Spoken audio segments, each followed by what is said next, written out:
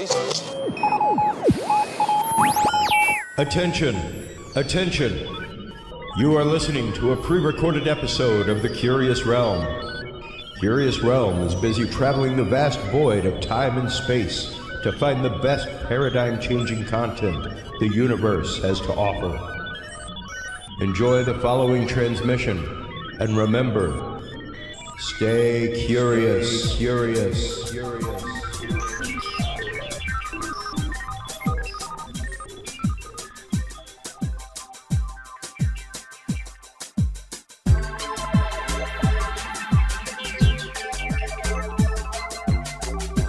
Coming to you from the City of the Weird. Exploring topics from the esoteric and unexplored to dimensions unknown. Shining a light of truth on the darkest corners of our reality. Welcome to the Curious Realm. Well, hello everybody, and welcome to Curious Realm's official coverage of the International Remote Viewing Association's 25th Anniversary Conference Cruise here on the fabulous Mariner of the Seas. We have the pleasure of being joined by Cindy Miller. She is the treasurer of IRVA, a remote viewer, and she gave a fantastic presentation yesterday on the use of AI in remote viewing. Before we get into that, Cindy, what brought you to the world of remote viewing to begin with? Sure. It was initially during COVID, I'm sure you hear that from a lot of people, and watched some of Paul's videos. That was like, wow, that's really fascinating. Joined his Facebook page, and then took classes from Pam Coronado. Someone posted about that. Wow. So a lot of her psychic detective courses and then CRV courses, and interacted with several of the instructors. And at some IRVA conferences, talked more with some of your, Tom McNair and Paul Smith, and Sure. met all the community. Yeah. And then Pam and Paul introduced me to IRVA, and when Pam was the president of IRVA, and when she went off the board, they suggested that to Deborah that I join, IRVA, and that's how I got really involved with IRVA. Fantastic. And, I take classes with Lynn Buchanan, and the one thing that I love that he says is that you don't have to be psychic to be a remote viewer, but it helps. It is really interesting because you don't have to be a clairvoyant. You don't have to be a medium or anything like that. It's Correct. literally a discipline that you can learn to train your mind to take the stray information that's coming in and focus it. Were you ever, I guess, leaning personally toward having psychic experience, being clairvoyant, anything like that? Sure. I wish I had a interesting story to tell like so many of your guests, but just exposed to it when I was growing up. Of course, had a father who was into ancient aliens and everything like that. So we got lots of exposure to that. You didn't have clairvoyant experiences. You weren't a medium of any type, anything like that. No, I wasn't practicing to the world of practicing remote viewing. anything. No, I wasn't doing anything like that. Have you personally noticed anything like that uptick in your life since beginning remote viewing? Sure. You're more sensitive to it. Yeah. It's more of a thing. I would always class such things under intuition. Yes. Which is not an unusual thing. That is it. Precognitive things would happen, and the chances of that happening, and of course, there are that could actually happen. So I've had things like that happen in my life, which most people have. Yeah. And the question is whether or not you are tuned in to that moment at that moment, and whether or not you even know how to tune the radio, or realize that the radio is being tuned at that moment. So but I've taken some of those courses too, like mediumship, and that was pretty successful in an experience. I was like, okay, don't know what to think about that. And then started delving more into shamanism, because that's so ancient. It's been around forever. And got a little involved with the Foundation for Shamanic Studies, which also it was stood up to help bring shamanism back to indigenous communities, because it had been either wiped out or removed because of the politics of whatever region it is, right? It's not having a powerful shaman over the people is not necessarily conducive with other agendas that may be present in the area. So all of these different to me, there are a lot of different modalities of the same sort of thing. Yeah, right? well, and it's very much the same way remote viewing is, where there's controlled remote viewing, emotive remote viewing, associative remote viewing. They all kind of hinge on the same concept, but some of them, like I've been saying all weekend, I've just started my journey. The sessions that we did yesterday with Outbounder were probably maybe about session 8 or 9 in my remote viewing journey. Okay. Not even joking. And I've known about it for years. Yes. I've researched it. I've done all kinds. I've known about Lynn Buchanan for 20-something years, and now the fact that I'm taking classes with him is really cool. Yeah, I'm excited he's on the board again. Oh, that's fantastic. I'm so glad to hear that because, people like that really do bring, I think, a different grounding. And the one thing that I've said all weekend that I love about controlled remote viewing is number one, the concept of the monitor. And the idea of there's somebody there checking you, there's somebody there going, okay, get out of the rabbit hole. Let's hop back over here onto the path. You were talking about this. Let's go back to it. And for me, that's something that's highly necessary. And I understand that in associative remote viewing, not necessarily the case. You're much more free form, much more going with just true intuition, and whatever comes out and whatever rabbit hole you go down, you go down. Yes, and Deborah and John Knowles, have a very big book on that. I'm not an expert at ARV, just scribbled myself on a few things like that. But I alternate between free form and doing the more formal CRV method. It just depends on what the task is. Well, and this is where we get into your presentation about AI and incorporating AI. And there were a couple people, one specifically that commented at the end. It was much more of a comment than a question. Right. Yeah. But the statement was, I don't think AI will be able to do remote viewing. And I firmly agree. I don't think AI is going to be a remote viewer. And I think that she had a misunderstanding of what your presentation was. The presentation was, how can you use AI to prompt your remote viewing session? How can you use AI as a monitor? How can you use AI to generate targets for you? Correct. Things like that. Correct. So what brought you to literally this new modality? I consider it straight up a new modality because it's different than CRV. And it's different than the others. So, I wouldn't AIRV. Yeah. AIRV. That just happened right here. Well, so I don't think the nature of RV is going to change. No. I agree with the question, with your, what you had said, and also what the participant had said. That the chances that AI would be able to do remote viewing extremely slim. But we don't understand. We can't rule it out because we do not understand the mechanism. Yeah, we can't rule out sentience within a computer chip either. It's not that hard to program eventually. Right. And we don't know what artificial general intelligence is going to be. That's Nobody does. I know OpenAI has a 4 or 5 step process to get to artificial general AI. But even the experts do not agree or even understand what that actually means. So this isn't a modality. I think AI is extremely powerful in probing what is that mechanism. By making it clear, giving us opportunities to do research, for users to enhance their remote viewing sessions, either with visualization or gaining more information if they upload their session and querying the session, or input the target as well as the session, and having the AI do the comparison. What did you miss in the comparison? What is it saying? It will be there'll be wrong things. Sure. But there also may be insights. But to me, researchers, it's going to be a very powerful tool to analyze the data. Yeah.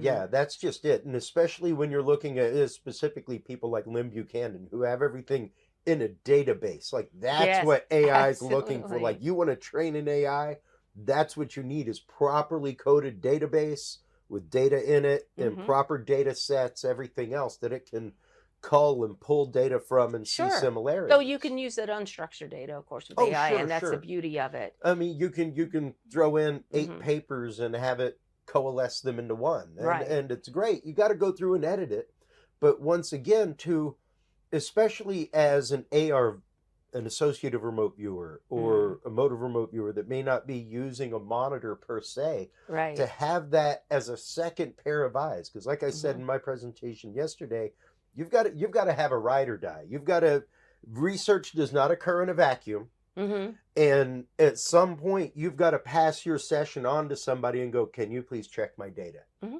Yeah, Can you please absolutely. check my session? Right. And to have AI be able to look at that in a different way and see patterns that maybe we as people don't. Hmm. Yeah, right. And so the opportunity to use it, and that's the project that part of what I'm working on, to use it for individuals to improve themselves without having to, the fear of having someone else look at your, Yeah, session, yeah, to build up confidence, but also the ability AI can actually, if you design systems and portals well, I think some points that you made in your talk, we make creating more of a broad audience and reducing the stigma. You didn't say it quite this way, but right? that's what it is, though. But we need to find a way to make this a lot more open and acceptable and usable. And accessible. Accessible. Accessible. Accessible is a key word. You Yeah, said, you talked about how people learn, yeah, very differently. And, yeah. and, Generationally, we learn differently. I learned completely mm, differently than my mm, mother. right, You right, know, and looking at my son who's 7, like I'm very lucky to come from a family of teachers and right. went to college for education for a little while, things like that. So it's like it's great to see that and be able to kind of see what he's into and guide him Hmm. in that way and be like, go enjoy it, go Hmm. learn it, go do it. Exactly. And it's fantastic to see that be able to be adapted and see him rapidly adapt to a computer, to see Hmm. him rapidly adapt to building something in a Minecraft world, things like that. Right. Like it's fantastic, and I won't discourage it because it does activate the brain in a different way. Correctly. It Yeah. sources a different level of problem solving. Yes. So Exactly. And though, of course, there's the darker side. We need to worry sure. about the privacy. Oh And yeah. again, and people need to Well, be cognizant. That's why talking about this, even, yeah. presenting on it, bring those issues to bear so that people are confident in interacting with AI, like we did in the Yeah. previous class I taught for IRVA, but we did a little bit of it there. But also cognizant of protecting their privacy. Absolutely. Right. Absolutely. And that's just it. Like even pictures of my son, I've never associated his name with his face Hmm. on social Oh, media, I like imagine. ever. Right. Because yeah, I'm basically giving away his biometric data every time I post a picture of him. Yeah. And it's, Without his consent. He has hmm, zero consent there. right. So the least I can do is not tie his name to it. Hmm. Um, Right. And with all this so outsourcing that's going on, especially with the big corporations, yeah, I love that now they're listing out who processes the data. yeah. Right. Well, and even now, as a YouTube creator and things like that, there Hmm. is 2 new check marks in YouTube. Oh. One of them, down whenever you say more, Hmm. one of them says, "I have not edited this or changed this footage in any way. Oh, okay. This footage is not AI generated." Yes. So Interesting. those are 2 new check marks that just in the last 3 months have popped up on YouTube Creator whenever you're uploading a video. Oh, wow. You now have to state that, like, I did not edit this to all get out Hmm. to make it say what I wanted it to say. Right. And I did not create this or generate this with an AI program to try to deceive people. Right. So, But some of your content is AI generated. You definitely love the images. You oh and no, I yeah, yeah, talked and no, sat there and did absolutely, mid-journey absolutely. I images. had mid-journey images in my So presentation. do you check Um, that box and say yes?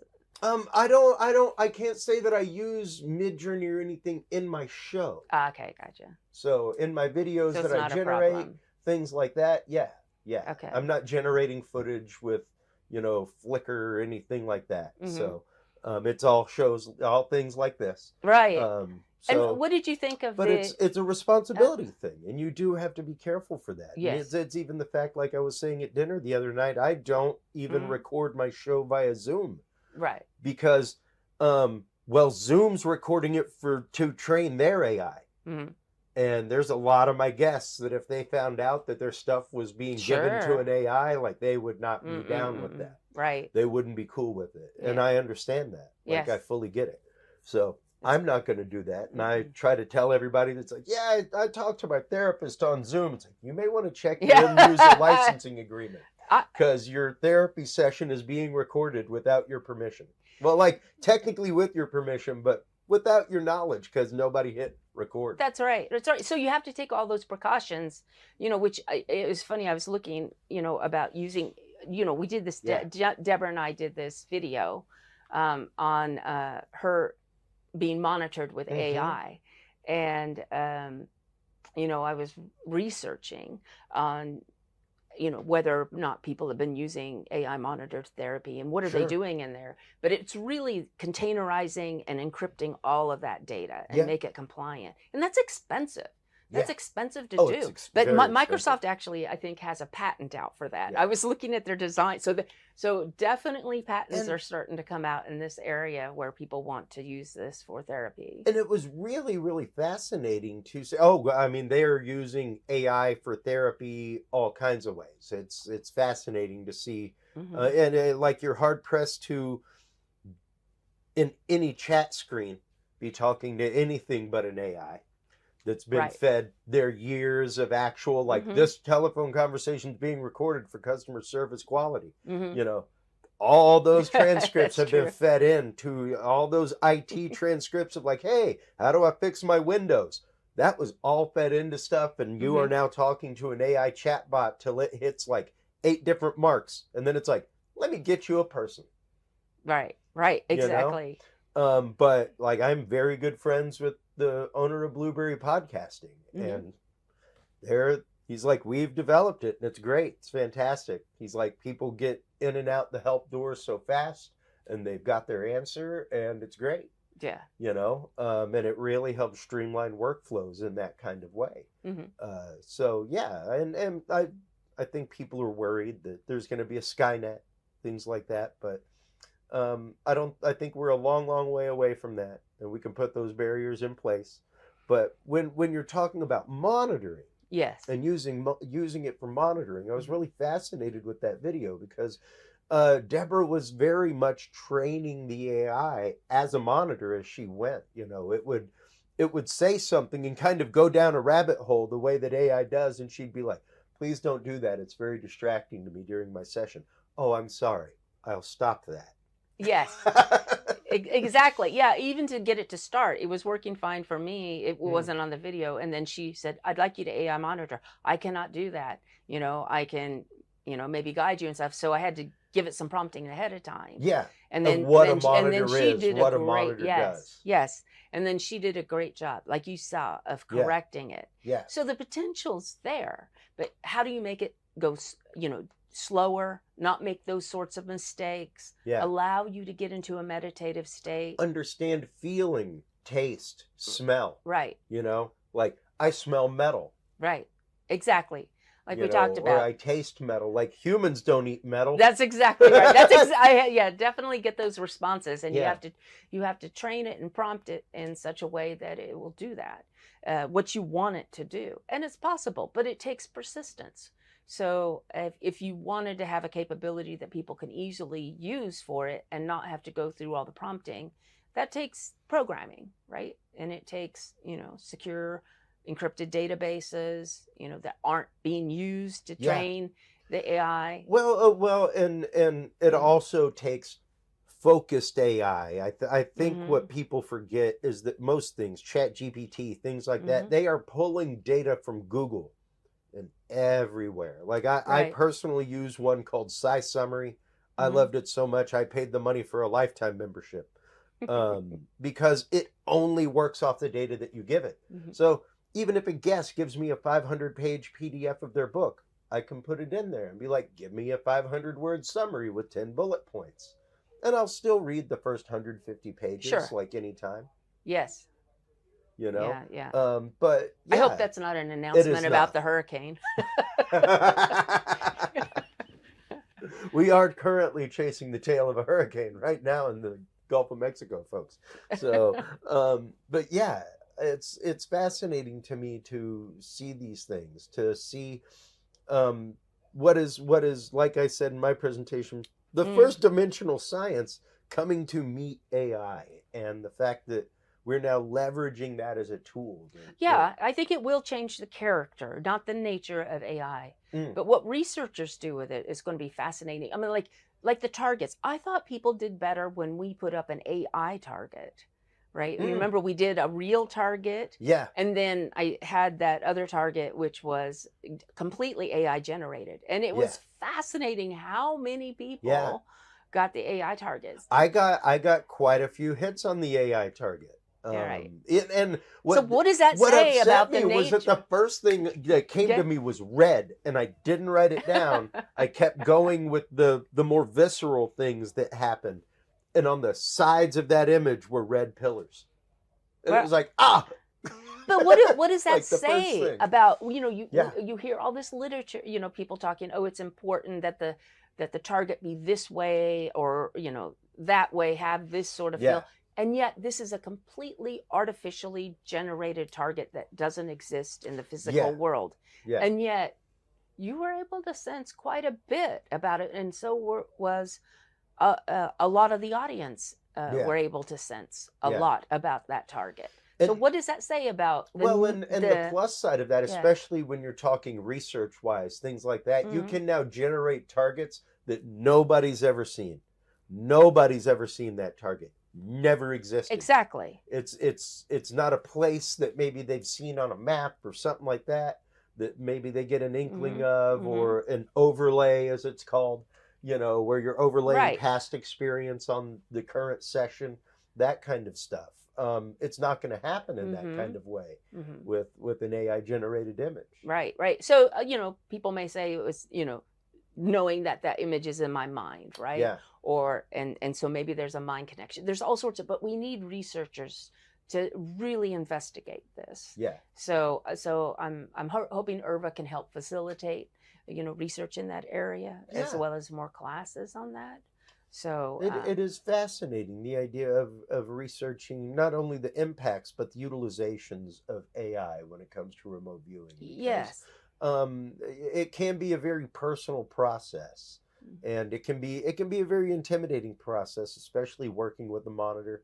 It takes a certain amount of trust on behalf of the viewer, to kind of not only let go in that kind of way, but to in real time receive feedback, and not necessarily criticism, but like, okay, enough with that. It's not a criticism. It's just like all right, stop. Yeah, it probably will never get to the point where it can replace like what the Monroe Institute does, where they sit there and put people in a ERV kind of state. But it can accentuate what they're doing, and provide them a different set of circumstance with which to create target and things like that once again aren't propagated in the real world, aren't in a pre-existing database somewhere else, like Lynn Buchanan's database, which is drawn on all the time for trainings, things like that. And if they collect the data, and it's like, you made such a huge pitch for data, and I think you're absolutely right to be able to understand this pattern and really get to what is this mechanism behind RV. There's a lot of potential to go further than we have been.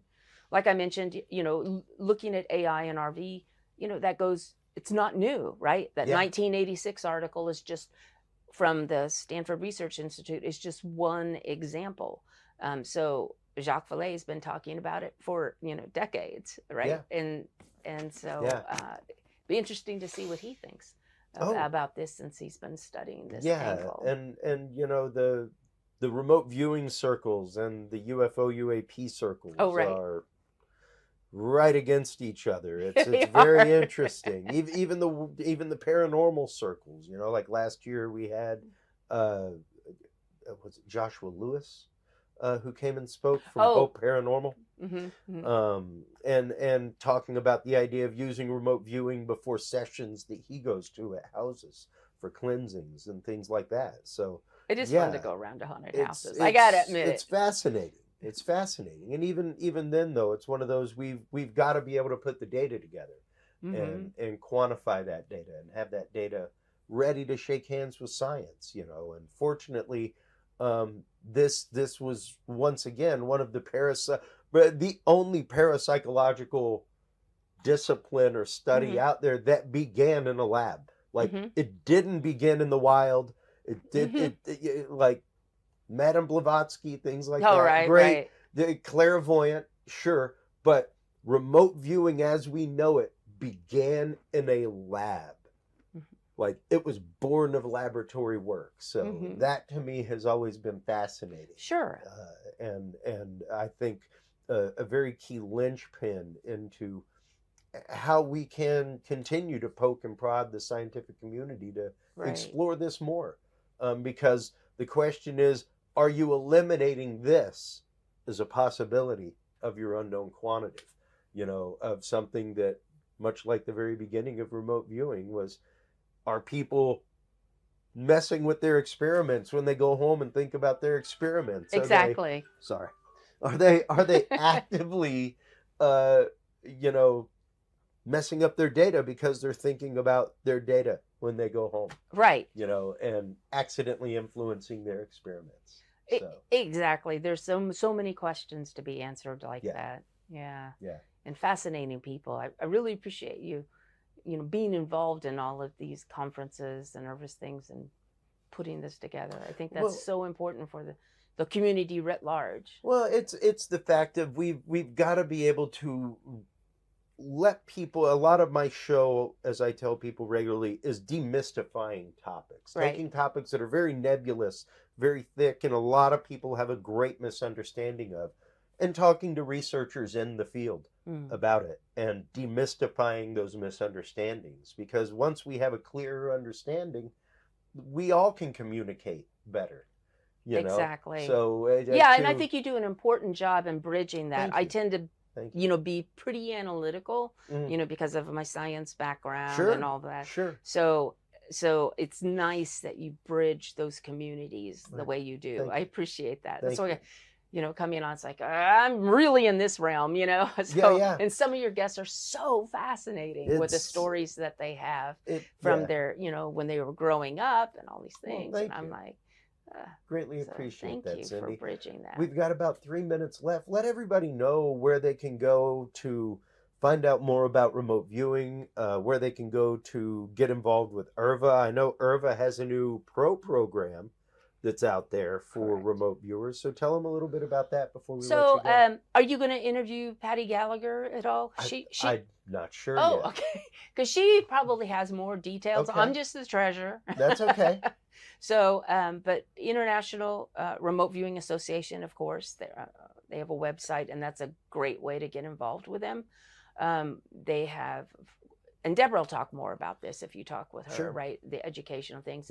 Yeah. There's a new professional membership that they have stood up. Patty did a lot of the thinking behind that, and so she'll be able to talk more to that. But the whole intention is to help, especially budding remote viewers who really want to get out there, be helpful, start a business, or work on some of these requests for information that we get. There's not it's usually the same people you're going to when there's a request for information. And so this is a way to expand that community and help professionalize the field, if that makes sense. Make it a little bit, as you had mentioned, accessibility. That's it.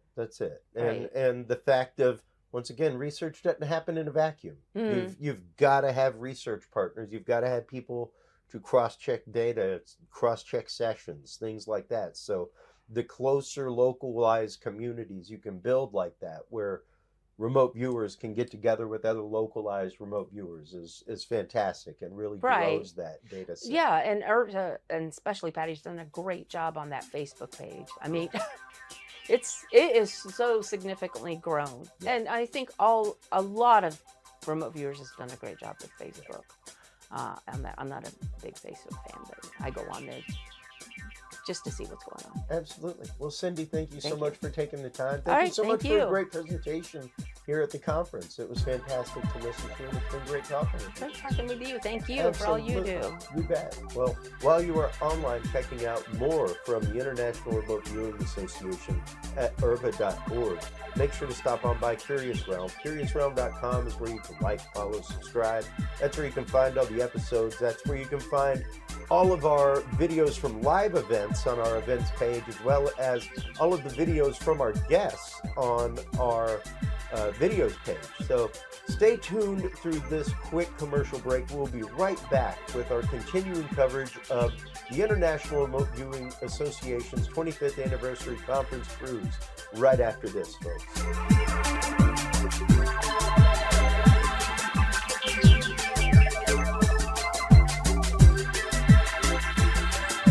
The key to good science is good research. At the heart of good research is a good data set. With the field observation and encounter log from Curious Research, you can easily keep track of your investigative information all in one place, making it easier to review cases and readily see comparisons and contrasts between them. Whether out in the woods squatching, in a back room gathering EVPs, or using high-tech gear to track UFO, UAP activity, this easy-to-carry, pocket-sized scientific data log is the perfect companion for any field researcher. You can find your copy of the Curious Research Field Observation and Encounter Log at Amazon.com or visit the official Curious Realm store at curiousrealm.com/store to reserve your copy for yourself, your family, or a mind that you want to open. That website again is curiousrealm.com/store.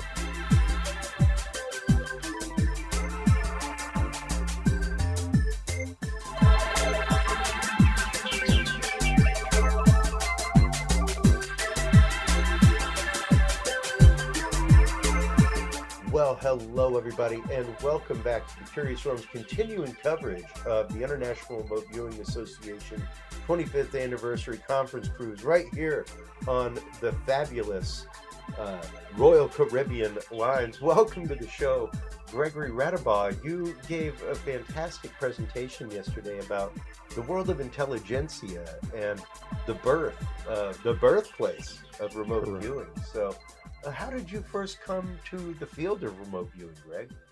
Well, I got interested in it back in 1997 when I read Jim Schnabel's book. Okay. And I thought, this is an interesting area. And I had been somewhat interested in psychic phenomenon ever since I can recall. My mother was very psychic. And so I was used to it, but the downside to that is you couldn't get away with anything. Oh, yeah. I mean, it's like she knew. She had the knowing. Yeah, she had the knowing. And I went to my first IRVA conference in 2002 when it was in Austin, Texas. Okay. And that's where I got to meet Hal and Russ and Ingo Swann. And that made an incredible impression on me. And then I saw the other books that were coming out along the way after the disclosure in '95 by CIA. Yeah. Paul Smith's book, Reading the Enemy's Mind, is a great homage to Ingo, because Paul basically walks you through the history and development of the 6 stages of CRV and how Ingo taught it. And so Paul is kind of like his faithful interpreter of it. And then I was reading other books like Skip Atwater's, Master of My Destiny, Captain of My Soul, Lynn Buchanan's The Seventh Sense. Yeah. And that really piqued my interest because I could see that now there were differences in how the remote viewing was being approached, whereas Paul was very, here's how Ingo taught it, here's how I'm going to teach it. And Lynn went a little bit further in expanding it. And I noticed that, okay, it's kind of like any other art. There are different ways to interpret it and different ways that you can apply it, and they all work. Yeah. So I was fortunate enough to take formal training from Dr. Angela Thompson-Smith. Oh, wow.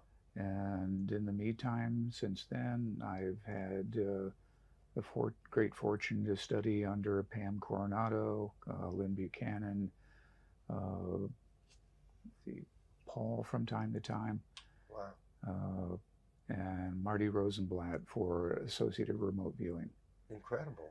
Yeah, so I mean, stretching your mind to think about all those different techniques, and especially with Pam and some of the others, of here's how you can use your psychic ability in an extended remote viewing sense. Yeah. Angela does the same thing. Marty Rosenblatt took me a little while to understand. I wasn't viewing the target, I was viewing the feedback. So that was how he was successful in getting associated remote viewing to work for things like sporting events.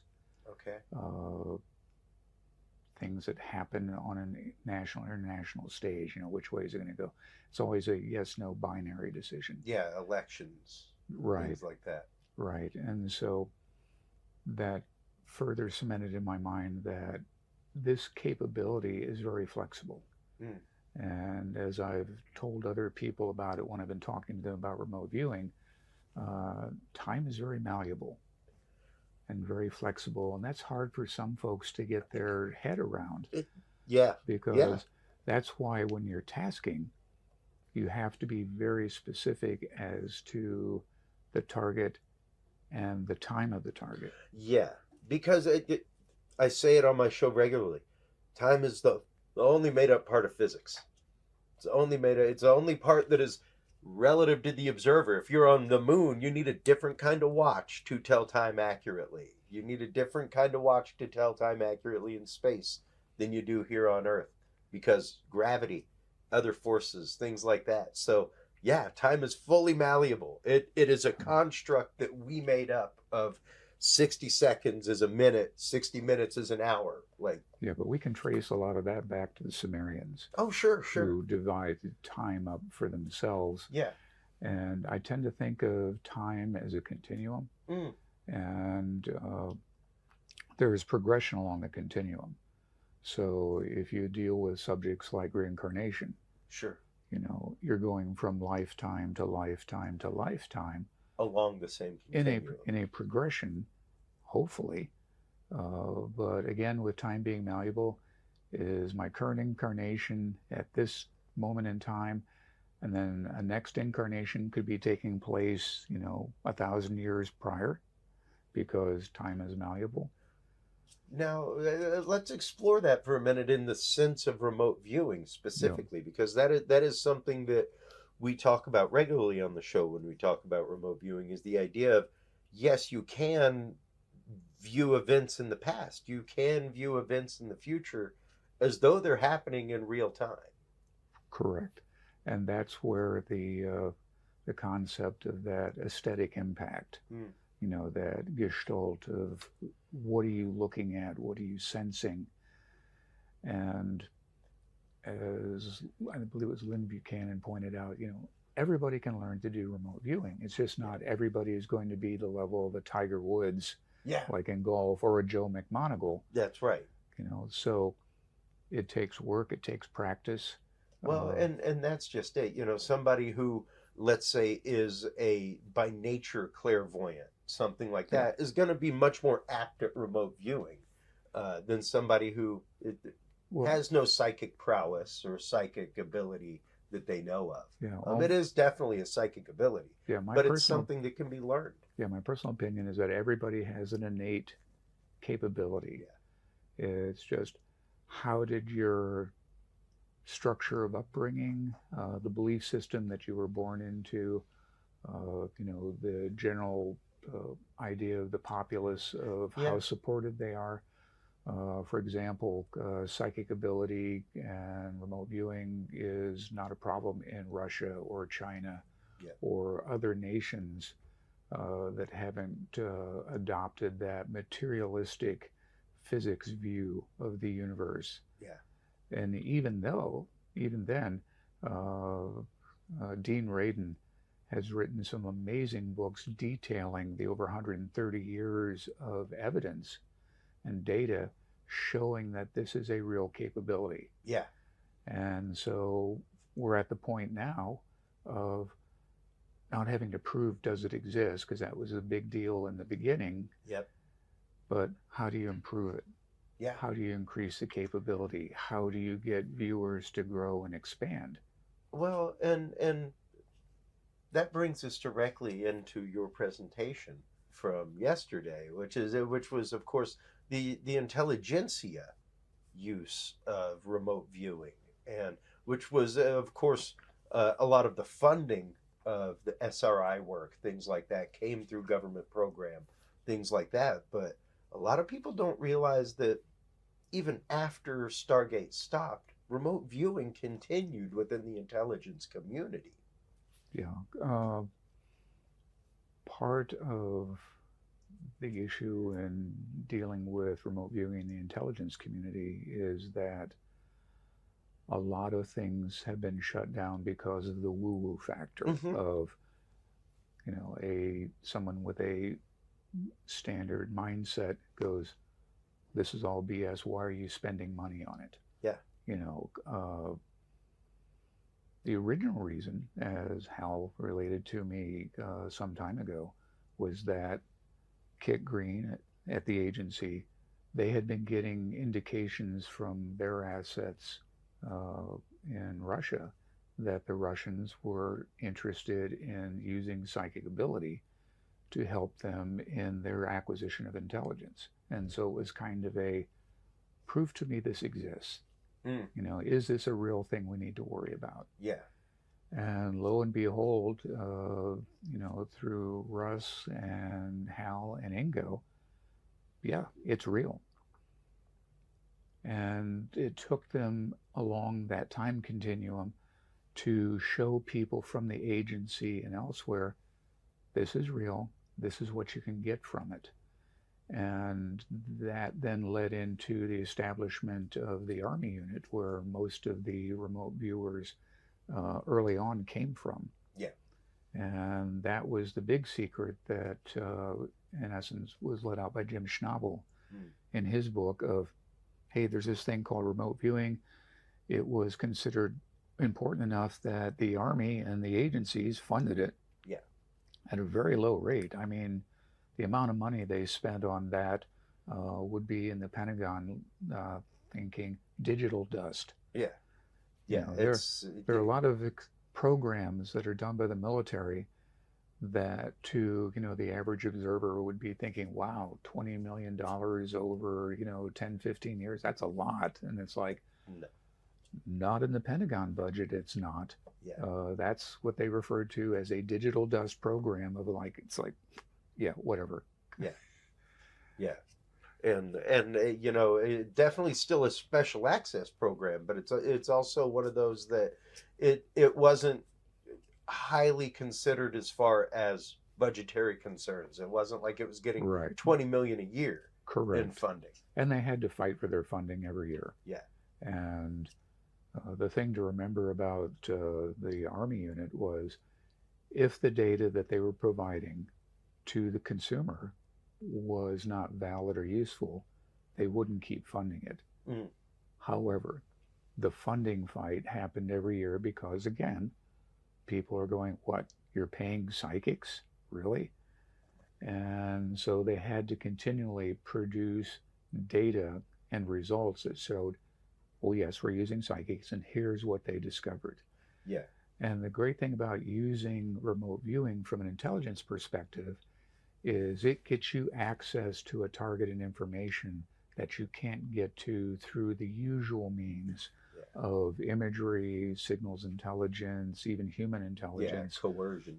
And it enables you to at least get a baseline of data of, we think this is what it looks like inside. And based on the success rate and the hit rate of our viewers, we can assign this confidence level to it. Of, say, as an example, hypothetically, there's a building in country X that you know significant things are happening, but you can't get access to it. You know, imagery, you can take a picture of the building all day long, but it doesn't see inside. There's no communication coming out of it, so you can't use signals intelligence against it. And you don't have any human assets in place that have access to the building. What remote viewing can do for you is say, okay, here's what the inside of the building looks like, here's the activity that's going on in the building, and here are some sketches of the items that are being produced in the building. And that gives the conventional intelligence sources something to look for, something to cue into.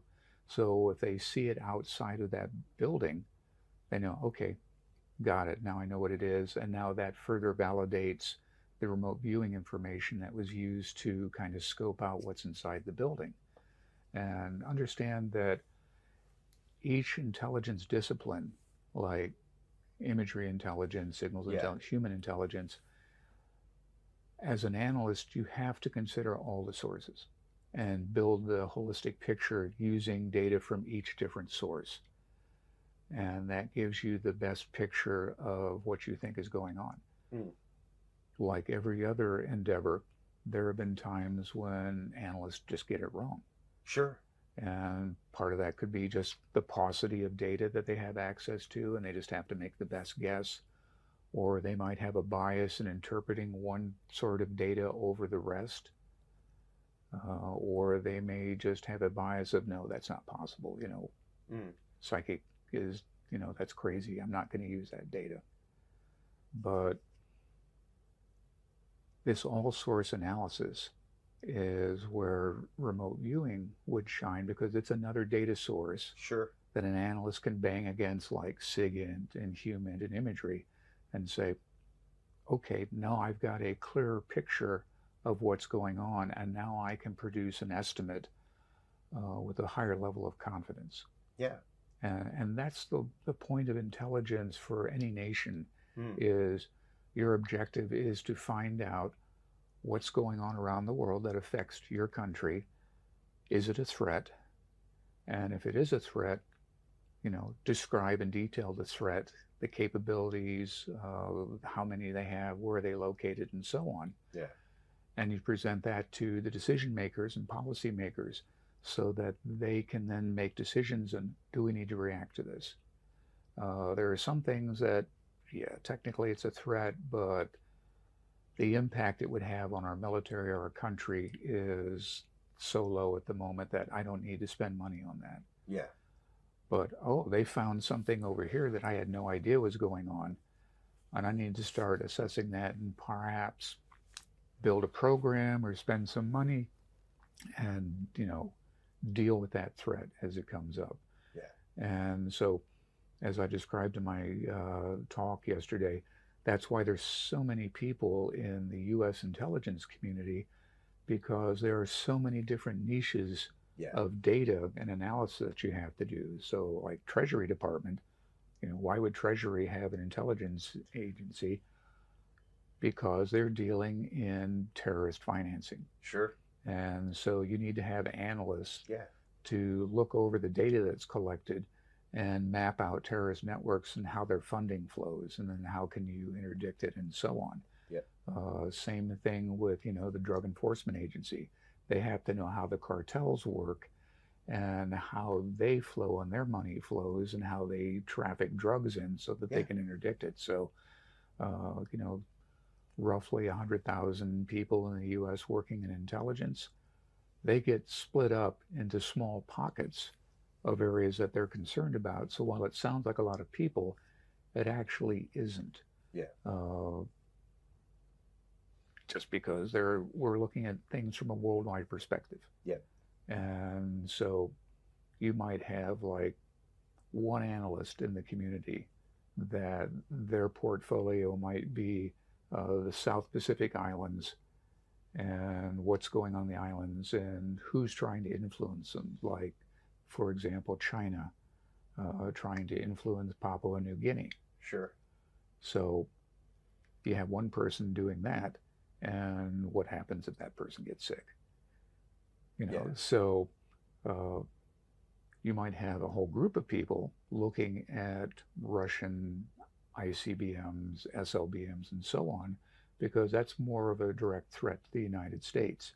And therefore, you want to put more assets against that so that you understand how are they made, where are they made, how many of them are there, where are they deployed, you know, what are their capabilities, and so on. Sure.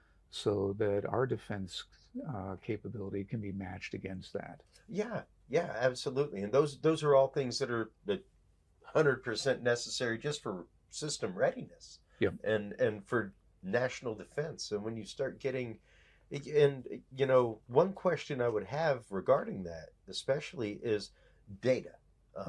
I love that, and I call this a science, not just a mental discipline, because there is so much data, so much lab data about remote viewing. How does a viewer, especially in that world, begin to prepare their data for an analyst? Because I would imagine that preparing that for an analyst is, let's say, different than preparing it for somebody that wants a remote viewing session for their business or a stock portfolio or something like that. Well, as you'll find, if you go into the CIA archives, the Stargate files, you will see examples of reports from the Army unit to consumers at the Pentagon and elsewhere that lay out, okay, here is our reading of the data, you know, because you don't want to just give a raw session to somebody at State Department, for example. You want to extract the data from that and build a cohesive story of here's what was seen, and explain it in layman's terms that they can go, okay, now I can take this and bang it against other intelligence disciplines and go, is this right? Or does this amplify something? Or does this contradict something? Yeah. But are they using remote viewing in the government today? Who knows? It's not confirmed. Yeah. What I've seen in the past is if you have a capability that is outed, like remote viewing was in 1995, and you still consider it valuable, the one thing you might do is, shall we say, cherry pick data to say, well, this doesn't work. You know, we're not using this anymore. Yeah. And then resurrect it under another, you know, clandestine compartmented means. Yeah, I was going to say compartmentalize it through a contractor, something like that. Yeah, and I suspect that there might be active remote viewing going on, being made use of by the U.S. intelligence community, based on what I saw with the release of the Kona Blue documentation. Yeah. And that's where the Department of Homeland Security was trying to set up a special access program that dealt not only with UAPs, but also remote viewing. Yeah. And Defense Department shut it down. Yep. Said, no, you're not doing that. Which, from an analytical perspective, would tell me, well, if you don't think there's anything to this, or you're not interested in it, why would you care if Department of Homeland Security was setting up a special access program for that? Yeah.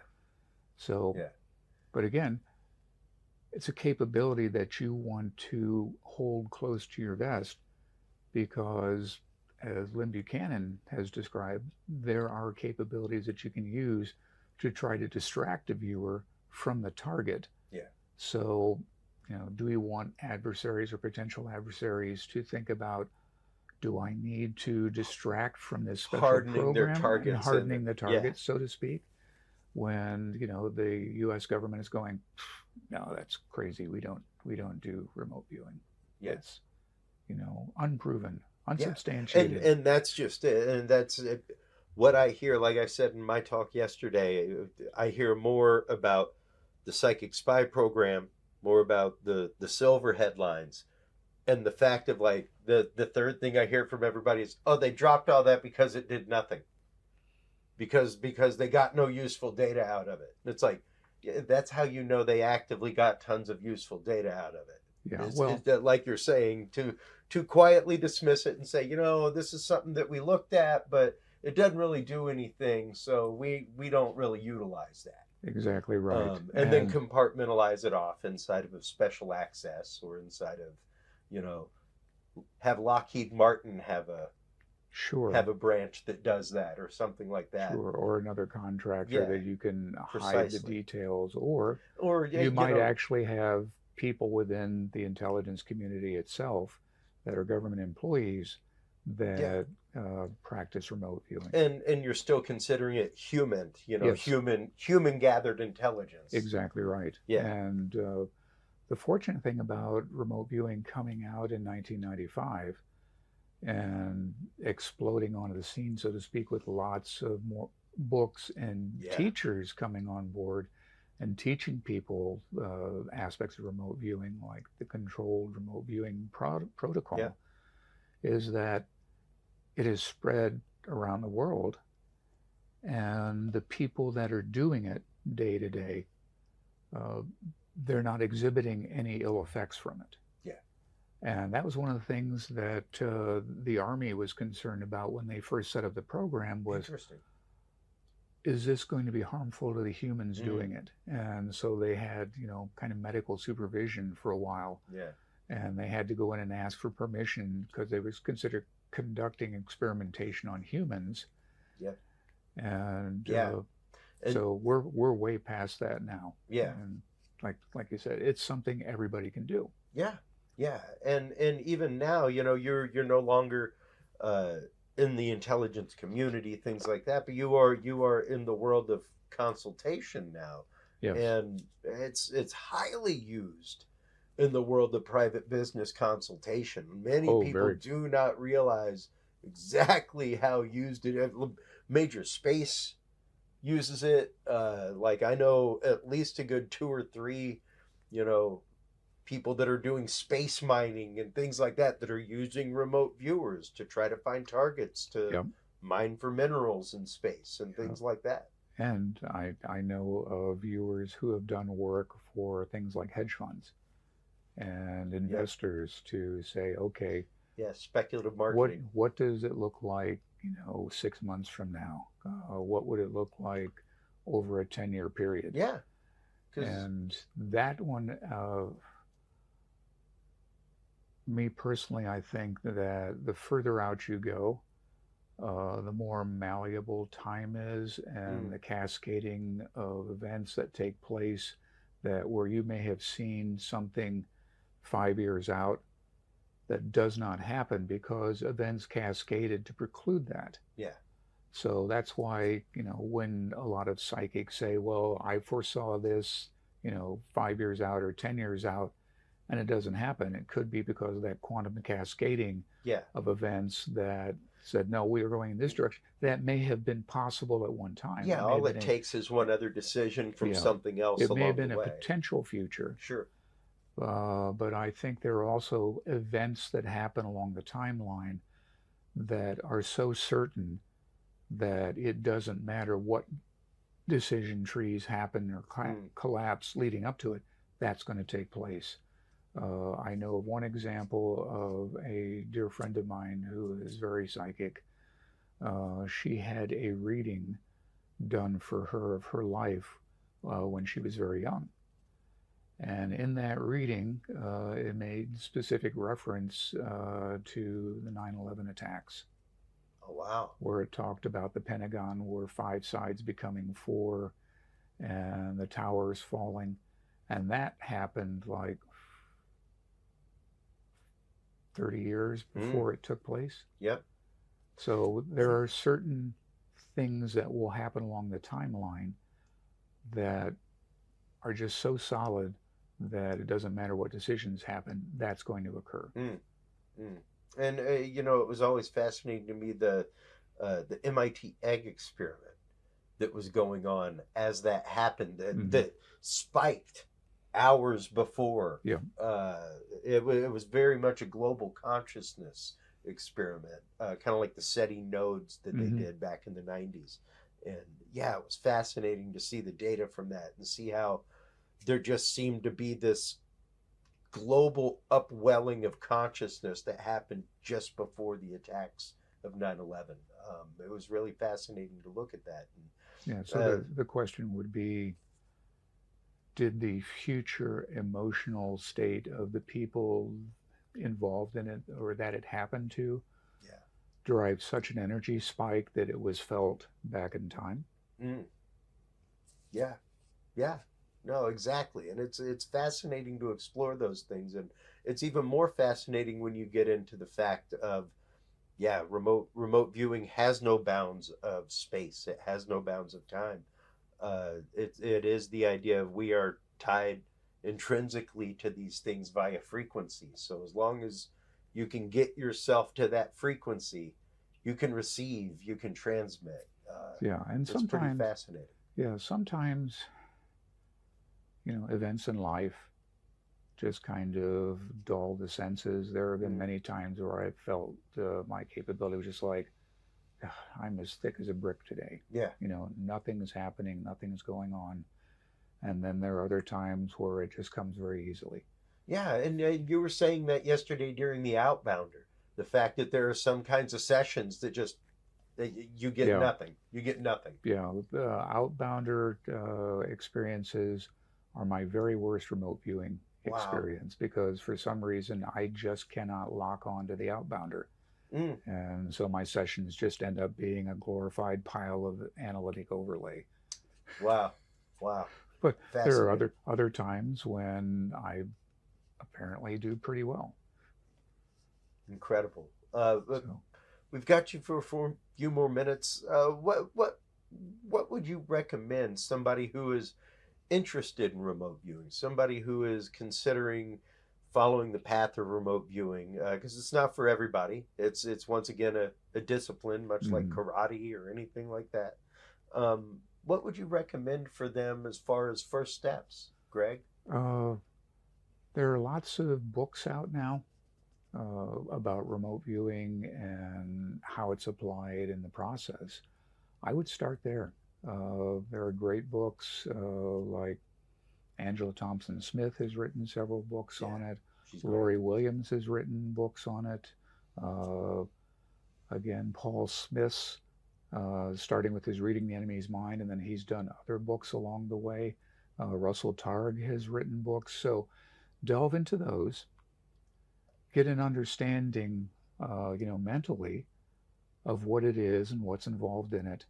And then if you're interested in going further, there are lots of teachers out there that will start you on the path and guide you in your exploration of this Yeah. ability. Uh, Paul Smith, Laurie Williams, Yep. Angela Thompson Smith, Lynn Buchanan, Yeah. David Morehouse. There are lots of folks out there that you can pick and study with, and they will help you get started on your journey. Yeah.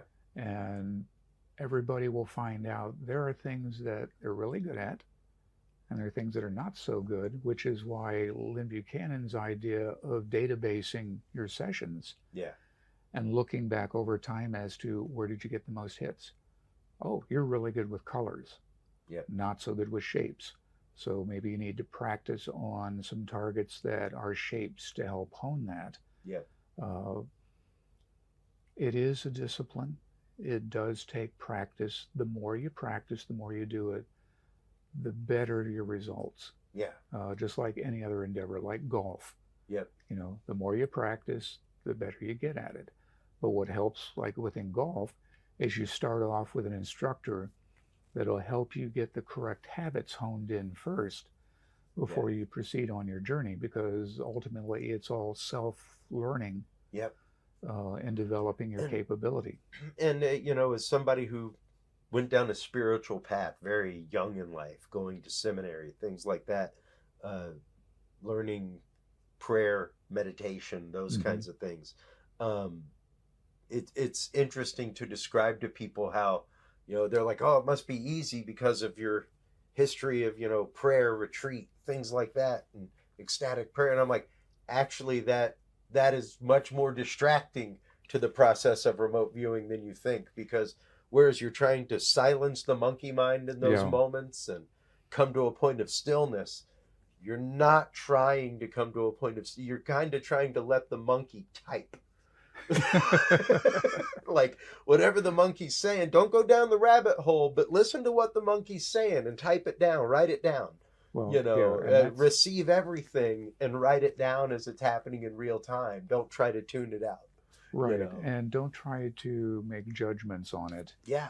Right from the beginning. And that's where, when you start out, it's very helpful to have a monitor. Absolutely. Help you, because they will observe you and see unconscious motions that you make on your part that shows you're on the signal line, but your conscious mind is going, I'm not getting anything. Yeah.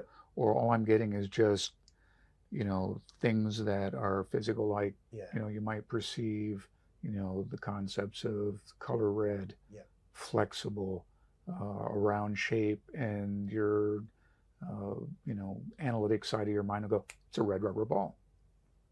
Yeah. And you have to write that down as an analytic overlay and just let it fade, because where the data comes from is you just need the descriptors. Yeah, exactly. And the prime example is yesterday during the Outbounder. Yes. I started going down a rabbit hole. This is normally where Tommy, my monitor, who fortunately I was friends with for like 2 years before she became my monitor. So we'd had conversations like this. So she very much knows, she watches my show. She knows how my mind works, the rabbit holes I tend to go down, and she pulls me out of them and puts me back on path. And as I was going yesterday, I was like, ooh, power. I feel power. I can see the square thing and a circle with things coming off of it. And that's a power wheel. That's like a power dam. And I started going off on this thing. And when I looked at the image, and it was the Keith Haring of, oddly enough, about power over people, and the square painting with the round disc with the rays coming off of it and the things coming out. It was like, I basically drew that. I just kept going down the path of like, this is an electric dam. Yep. Because like that's where my brain went analytically. I went, power was one of the first things I wrote, and then the image started, and I was like, this is just a break apart of an electric dam is what this is. Well, and that's your analytic mind trying to make sense of what's coming through. And the same thing happens to me. Like yesterday on the Outbounder, I completely AOL'd off onto the ship here. But when I went back and looked at my session, I could see there were points when I was on signal line and I was getting actual data. And an analyst would take that session and go, oh, okay, here are points that are valid. And, look across the other sessions and see what correlates. Then they would be able to write a report that more clearly describes the target. And so even if you're having a bad day, even if you're having a rough session, understand there's still going to be points in your session. That's right. That's correct. That's on signal line. And allow yourself to go, okay, I sucked today, but I was still getting some things. So tomorrow I'll be better. The misses are still important, though. Like I said yesterday, the misses are almost sometimes the most important part of the data, because that's what helps you cull things out. That's what helps you realize, like, okay, when I'm feeling like this, I should write the data down, but don't go down that rabbit hole, because and there are times may not be that way. There are times when the AOLs are related to the target. Sure. Maybe in a tangential way, because your mind is trying to make sense of the flow that's coming in. Yeah. And so that AOL is trying to characterize it, may be tangentially related to the actual target, or saying something about the target that you can then go in stage 5 and go back over it and say, okay, what was this trying to tell me? Yeah. And tease more data out of it, because you can get data out of your AOLs as well as the rest. Well, and even the fact of yesterday, the outbound target was actively the location. It wasn't the artwork. Yeah. My mind saw the artwork. Yeah. I started writing things down about the piece of art, not about the location itself. The only thing I got about the location was concrete and artificial light. Yeah. Well, that's the only hits, and square.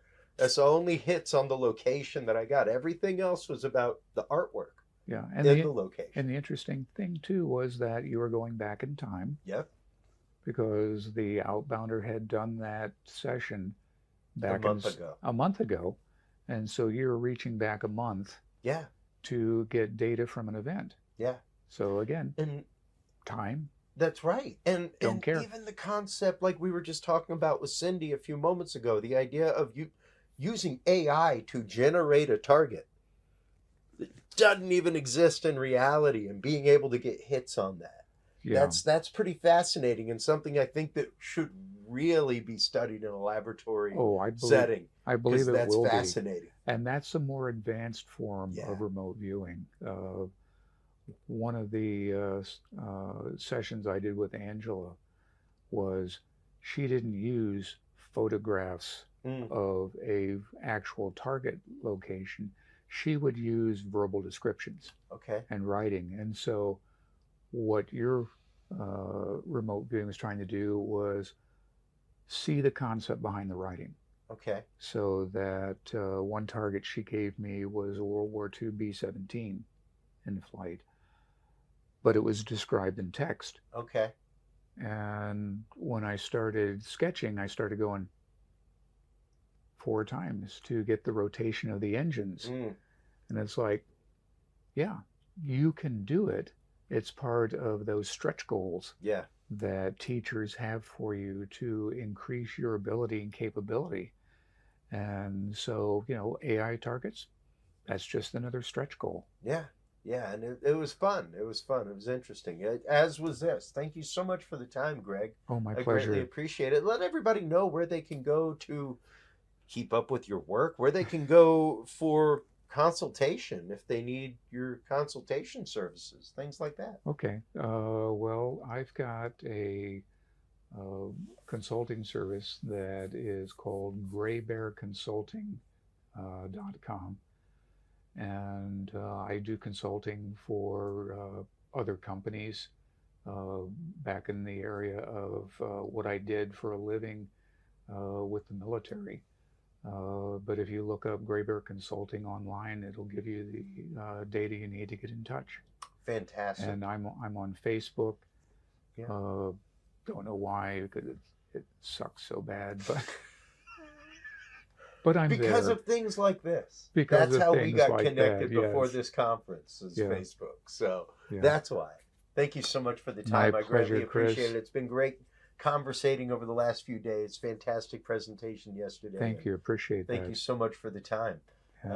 Thanks for doing the podcast, because it's only through venues like this that information about remote viewing and what it is and what it can do, and more importantly, how you as a viewer can get involved. That's right. And find more data. That's right. This is because it doesn't happen in a vacuum. Correct. Once again, research does not occur in a vacuum. You've got to have people to bounce things off. Unless you're Hal Puthoff studying vacuums. Well, even then he's got other people helping him. So yeah, you've got to be able to bounce ideas off people. So, exactly right. Thank you so much for that. I appreciate it. Well, you are online checking out everything from Gray Bear Consulting as well as Greg Radabaugh. Make sure to stop on by Curious Realm. CuriousRealm.com is where you can like, follow, subscribe. That's where you can find all the episodes.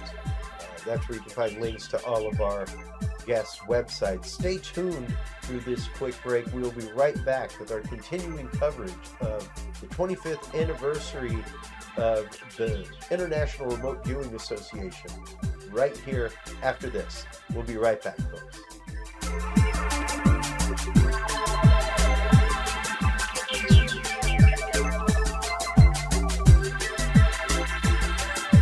The key to good science is good research. At the heart of good research is a good data set. With the field observation and encounter log from Curious Research, you can easily keep track of your investigative information all in one place, making it easier to review cases and readily see comparisons and contrasts between them. Whether out in the woods squatching, in a back room gathering EVPs, or using high-tech gear to track UFO, UAP activity, this easy-to-carry, pocket-sized scientific data log is the perfect companion for any field researcher. You can find your copy of the Curious Research Field Observation and Encounter Log at Amazon.com or visit the official Curious Realm store at curiousrealm.com/store to reserve your copy for yourself, your family, or a mind that you want to open. That website again is curiousrealm.com/store.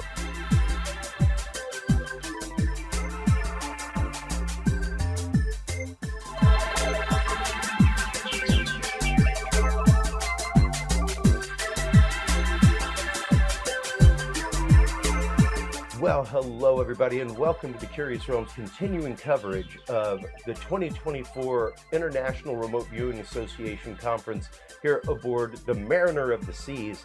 We have the pleasure of being joined by Carl Anthony McClellan. He is a remote viewer from the UK. Welcome to the show. Thanks, Chris. Appreciate it. We've had a great few days just lapping around, talking about remote viewing, things like that. How did you first come to the world of remote viewing, Carl? Wow. Just over 5 years ago, I was in a building and I was doing some meditation, and I got into what I soon found out to be a session. Okay. And I sees this guy who I know alive and well on the earth plane, and he's in his pocket had a door and opening it, right? And I'm like, wow, what's happening here? So because I clock everything with being an investigator former, Okay.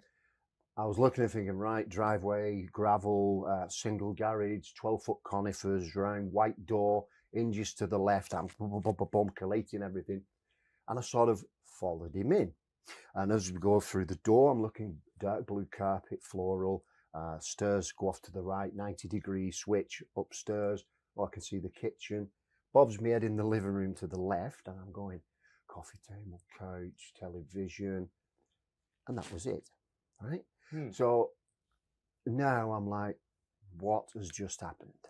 You know, I'm really like confused.com here, right? Yeah. So I come out the building and I'm trying to get my head around, because when I've done mediumship, that usually plays like a video, as this did. Sure. But sure. Of course, the people have passed over. And I knew this bloke to be alive and well. Yeah. So I'm sort of leant on a railing, and there's a small car park about 20-30 yards away, and the cars are side on to me, maybe about a dozen cars. So I looked and thought, I'm going to try it again. So I'm really excited now. So I sort of stood there, did what I did before, and then into a session, went over to a car. And British cars, is 2 letters, 2 numbers start. So I sort of got 2 letters and 2 numbers in my head, proceeded to put my head through the boot, the trunk of the car, right, through the metal, turned to the right, and I'm going, right, 2 black umbrellas, about 2.5 foot long, a large golfing umbrella, about 3.5 foot long, blue, red, yellow, white. Went to the left. Sort of a little black sports bag. Didn't put my head in that for privacy issues. I mean, I'd already stuck my head in his boot of his car. Wow. And that was that. Now, as some of the people were coming out this building, I was asking a couple, like, and it was a black car. I said, anybody ever? And this guy says to me, yeah, I have a black car. I went, is the registration the start? He went, well, you've got 1 letter right out the 2 and 1 number. I went, that's fine. Wow. I said, is it the black one there? He went, yeah. I said, this is going to sound really strange to you. Can you open the trunk for me? Have you got a body in the trunk? Yeah. I said, if I told you some of the major contents of the boot of your car, would you human being, you just tell me yeah, no, truthfully? He went, these umbrellas. I went, stop, no. Let me say it. So I said, is the 2 black umbrellas about 2.5 foot? I said, and a large golfing umbrella. He went, yes. Wow. I says, Eddie, is the golfing umbrella blue, red, yellow and white? He said, well, you've got one colour wrong, but the others, yeah. He says, I keep the two umbrellas, you know, England, a lot of rain. Yeah. He says, and the golfing umbrella, I leave there for when I put my golf clubs in and, you know, go on driving range or whatever. And he's like looking at me now and he's like, ooh, and I can see it. And I went, is there a sort of small black sports bag to the left? He went, yeah. Wow. He said, I use that for when I stop over at my partner's. I went, thanks so much. I really, no, Wow. I'm like imploding, exploding. And I'm thinking, what has just happened? This is so strange. But yet again, it wasn't, because we're doing evidential mediumship and Sure. spiritual healing. But I couldn't get my head around, I'd never come across anything. So I'm thinking, what is it? Now, in between this and me researching now, because I just had to like literally run home and I'm Googling and trying to bring the sort of questions down small, then Google wouldn't Sure. give me a million answers. And I found the term remote viewing, right? But in between this, the guy who I'd seen at the house, which was before the car, and followed him in with the conifers, Yeah. he was with his wife. And I felt a bit guilty. I thought, have I actually gone in the house? Have I dreamt it? And I thought, it's something I obviously wouldn't do it on the here and something now. a little voyeuristic. Of course. So Yeah. I went over and I said, listen, and I sat down with him. He was having a coffee. I said, I'm feeling a bit guilty about something and I need to get it off my chest and I hope I don't offend you. But it is going to sound strange. And he went, right, go on. So I told him what had happened. And I said, and I seen you and you was going in and all of it. And she said, there was like gobsmacked. And she said, do you know what? She said, you've described the staircase, the house, right? Everything. I even got the name of the street because a politician jumped in front of me, a British one. Wow. Whose surname was Whitcomb and then bobbed out. And that was like crazy. It was Whitcomb Drive, but I couldn't relate that. And she said, yeah, she said, there's only one problem. I went, right, go on. I said, hit me with the criticism. Let's do this. She went, it isn't actually. She said, we haven't lived in the house for 10 years. We moved out 10 years ago and moved into a bungalow as we were getting older, no stairs. So now I'm even more, Wow, yeah, I see that. I'm even more blown away because I'm thinking, I've gone back in time. Not time travel per se. Sure. But I've looked back in time. Yeah. I've gone back a minimum, it was confirmed a minimum 10 years. So I'm thinking, what is this? You know, what is this fiendish witchcraft here type of deal? Excuse me. And I brought the term remote viewing up, as I mentioned. And of course, there's a wealth of information. Sure. And I'm looking at like, wow, SRI, military, Stargate. And I thought, too much at the moment. I'll just move you along there for later. I'll look at the more basic, you know, nuts and bolts. And then I found target pools. So I made sure there was like credible remote viewing trainers. Sure, yeah. So I thought, right, I'm going to give the target pools a go. And I was battering half a dozen off in an hour. And what I was doing was going in, just any single shape or anything, out, check it. Oh, next, right? So it was counterproductive, but it wasn't in the way that I did learn from the mistakes. And it was a good learning curve for me. Yeah. And the best time for me to do this was when I was tired. I'd get on the bed and I was bodily, you know, fatigued, but my mind was still ticking. Yeah. Maybe usually 1:30 in the morning, 2:30 English time. And I think I'm going to do some target pool. And I believe it's because I was more relaxed and just, you know. Interesting. Yeah.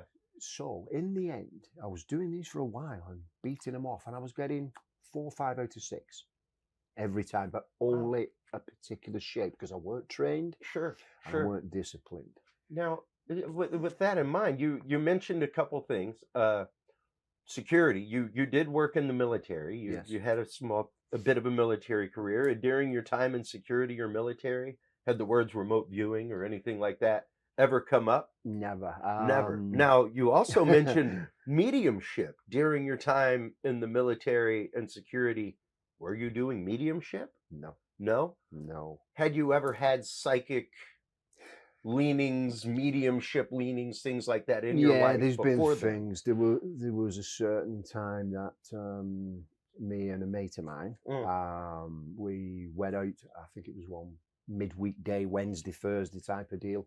And we went in a pub. There was a quiz night on. So he was having a couple of pints, as you do. And he says, "Yeah, go on, I'll join the quiz night, bit of fun." We're doing the quiz, didn't win. But at the end, the bloke who's doing it says, "Right, I'm going away to, I think it was Spain or somewhere, with my girlfriend tonight. We're actually flying out from Manchester Airport. I've got my passport here. I want you to try and guess," as he worded it, "my passport number." And I think the British passports at the time was like 2 letters and 8 numbers, something like that, right? So a number and letters come in my head, and I just wrote it down. And then he collected them all, and it was like, you can win free drinks for the rest of the evening type of deal. And then he come across to me, and he was quite white, and he said, "You were scary." I went, "What? What have I done?" Like, he was laughing. Yeah. And he went, "You have freaked me out." I went, "Go on." I said, "Don't tell me my picture's in your passport." Like, making a joke of it. He says, "The passport number, apart from 1 letter and 1 number, is my passport number." Wow. "How the hell did you do it?" I went, so I laughed it off. I went, "Do you know what, mate? Random luck." Yeah. He went, "No." I went, "Yeah." I said, "But we still get the free drinks, right?" Yeah. Still, I mean, even unintentional, I still get some drinks. Yeah, absolutely. Totally. You know, stick to the deal. You know what I mean? And there was things like that happened. So no biggies. Sure. But, that type of thing. Things that you could put off to coincidence or my grandparents used to read palms, tea leaves, that sort of thing. So I don't think that's any connection. Well, no, but it's definitely certainly an interest. Being brought up with an open mind. Yes, absolutely. Not being closed off religiously from it, something like that. But the reason I ask those questions is your frame of reference to the world of remote viewing. And the fact of one of the things I love to bring up, because people ask me all the time, like, "I'm not clairvoyant, I can't do that." It's like, you don't have to be clairvoyant. You don't have to have any kind of psychic ability. It's kind of like the fact of your radio tuner is absolutely getting all kinds of noise on the sideband of it. It's just being filtered out. So it's learning to strip that filter off and receive the rest. Yes. And what's funny is after you start remote viewing, frequently the clairvoyance starts. Frequently the mediumship starts. Yeah, it sort of opens a gate and boom. And I totally agree with you. I mean, I personally believe we're all psychic, but it's dormant in a lot of people. Yeah. And it's no good if people want to say, and that's fine. What a load of rubbish. It's fine. I'm not here to convert anyone from my perspective. But I totally agree with you. It's like erecting a mast. You're tuning into a frequency. Excuse me. And then more things will come and you go, "Oh, wow, hang on." And even the fact of and receptive, of course. Yeah. And one of the other things that people ask me is like, it must be very easy for you, given your religious background, given your background of like, ecstatic prayer, meditation, things like that. And what I normally tell them, which was evident in your story, like you said, as you were trying to silence your monkey mind and get into meditation, is when this happened. And that's normally what I tell them is, "Oh, no, as opposed to hard meditation or prayer where you're trying to silence that and get to a point of stillness. This, you're trying to let the monkey type. You want to let the monkey write everything down, and just let it flow." Yeah, free flow. And it's interesting the fact that while you were trying to meditate and trying to silence that is when that flood of information came to you. And in the building, it wasn't quiet. So it wasn't, like a serious or anything in the background or anything like that. It was quite chatty, not too noisy. And this is why when I remote view, I say, for me, simplicity is key, right? Don't overthink anything.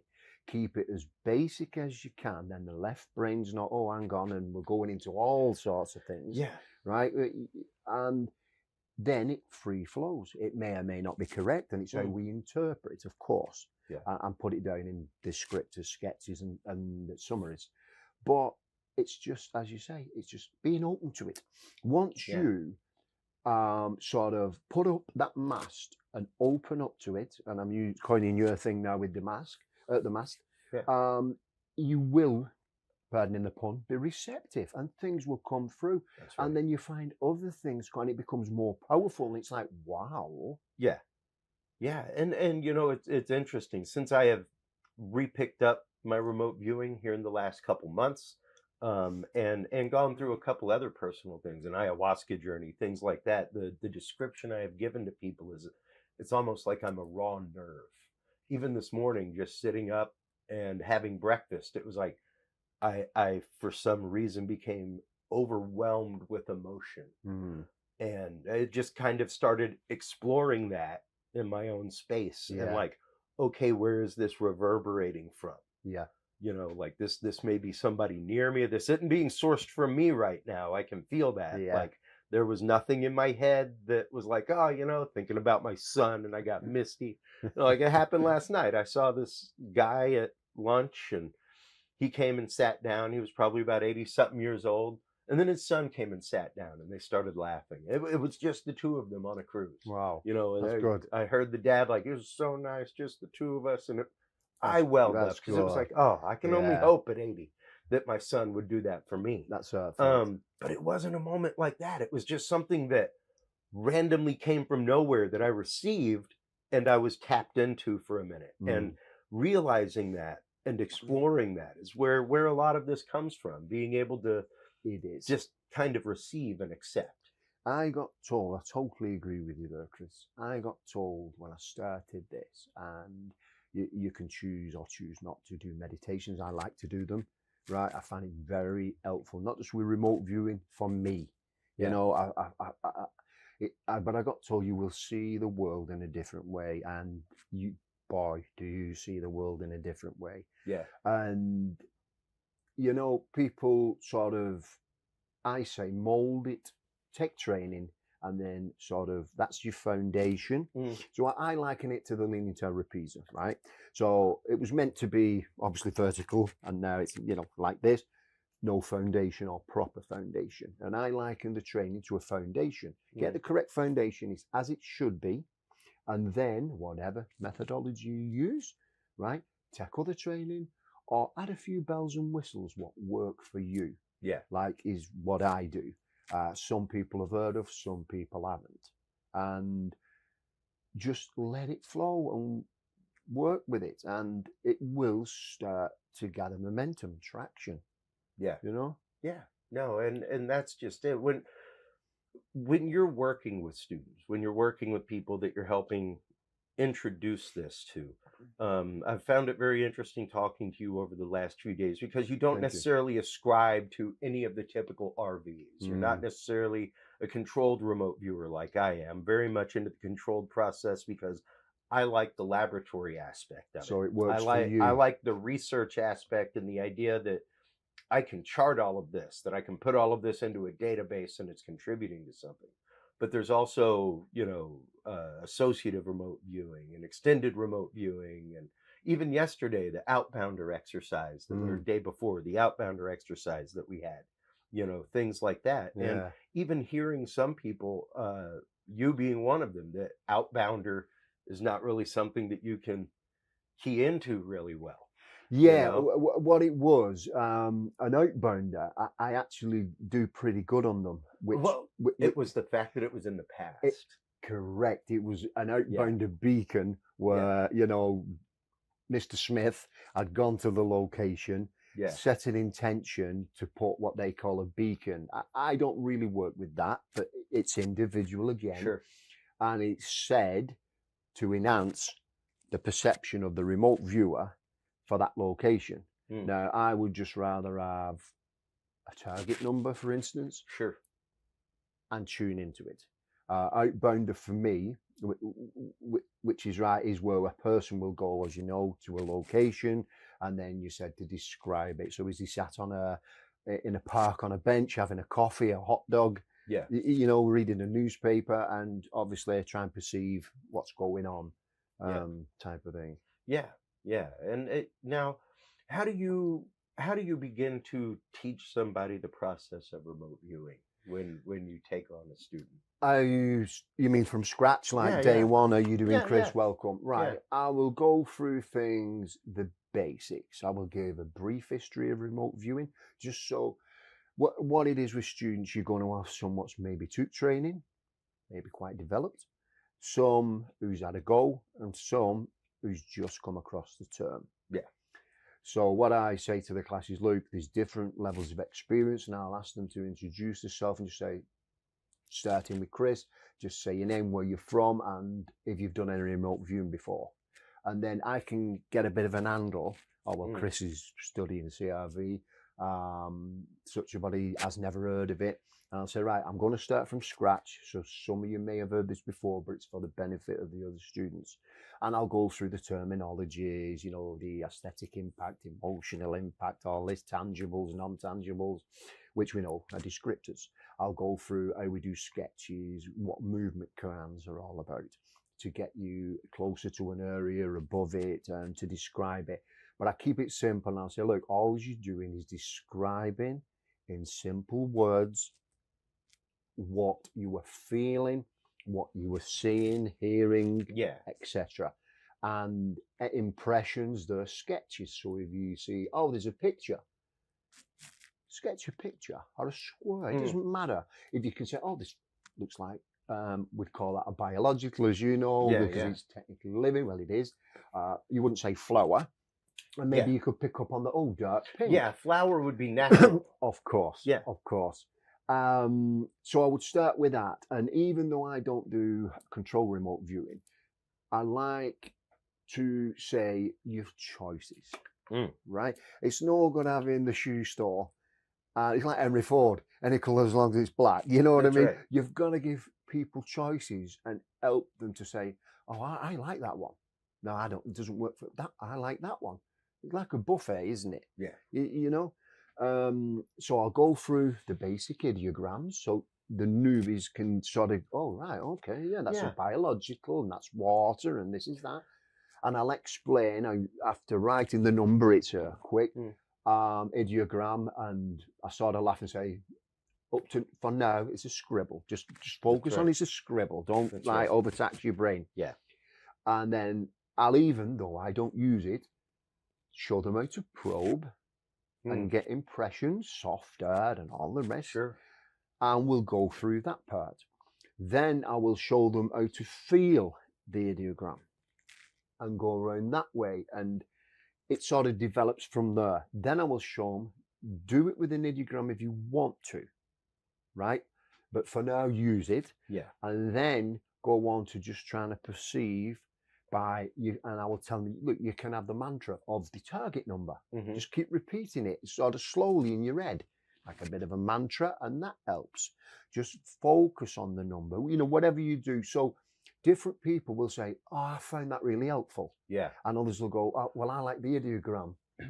Well, and you know, this whole process takes me right back to my training as a teacher. The fact that we all learn tactily or audio or visually. And absolutely. Some people work in numerous ways. So if you can incorporate 2 or 3, the brain works even faster. But the trying to teach somebody the fact of not only do you learn that way, but your brain processes that way. Yes. Some people, because when it comes to remote viewing, some people are better at sensing texture than color. Some people are better at sensing taste than smell. Yes. And it's really fascinating how synesthetic that actually is. Yes. The idea, like in the Outbounder the other day, and it angered me because I did not write it down. And the first thing, as soon as she was like, here's your target number, I saw the color red.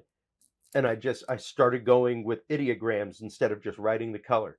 And when the target was revealed, it was the AI target, the pizza, the guy eating the pizza. That's right. It was a 4:3 image on a 16:9 screen with red pillars. Red. And it was like, like the first thing I thought of. And that's just it. It's one of those, go with what you feel. You know, don't doubt it, put it down. Put it down. And you know, we've had a big conversation this weekend about monitor sans monitor. I'm one of those that my brain will start analyzing, it will start asking why the monkey picked up the stick instead of just writing down 8:15, monkey picks up stick.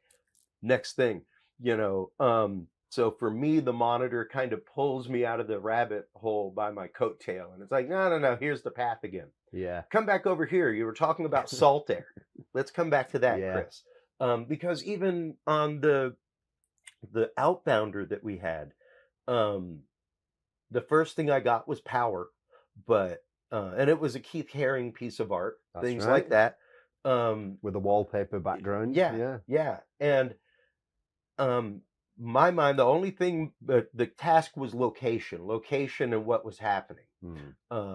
And I got square building, concrete, artificial light. That's all that I got of the building.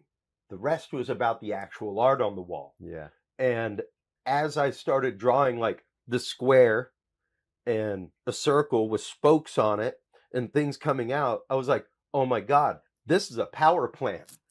And that's where my brain started going. And had my monitor been there, she would have been like, stop thinking about what it is and start describing it more.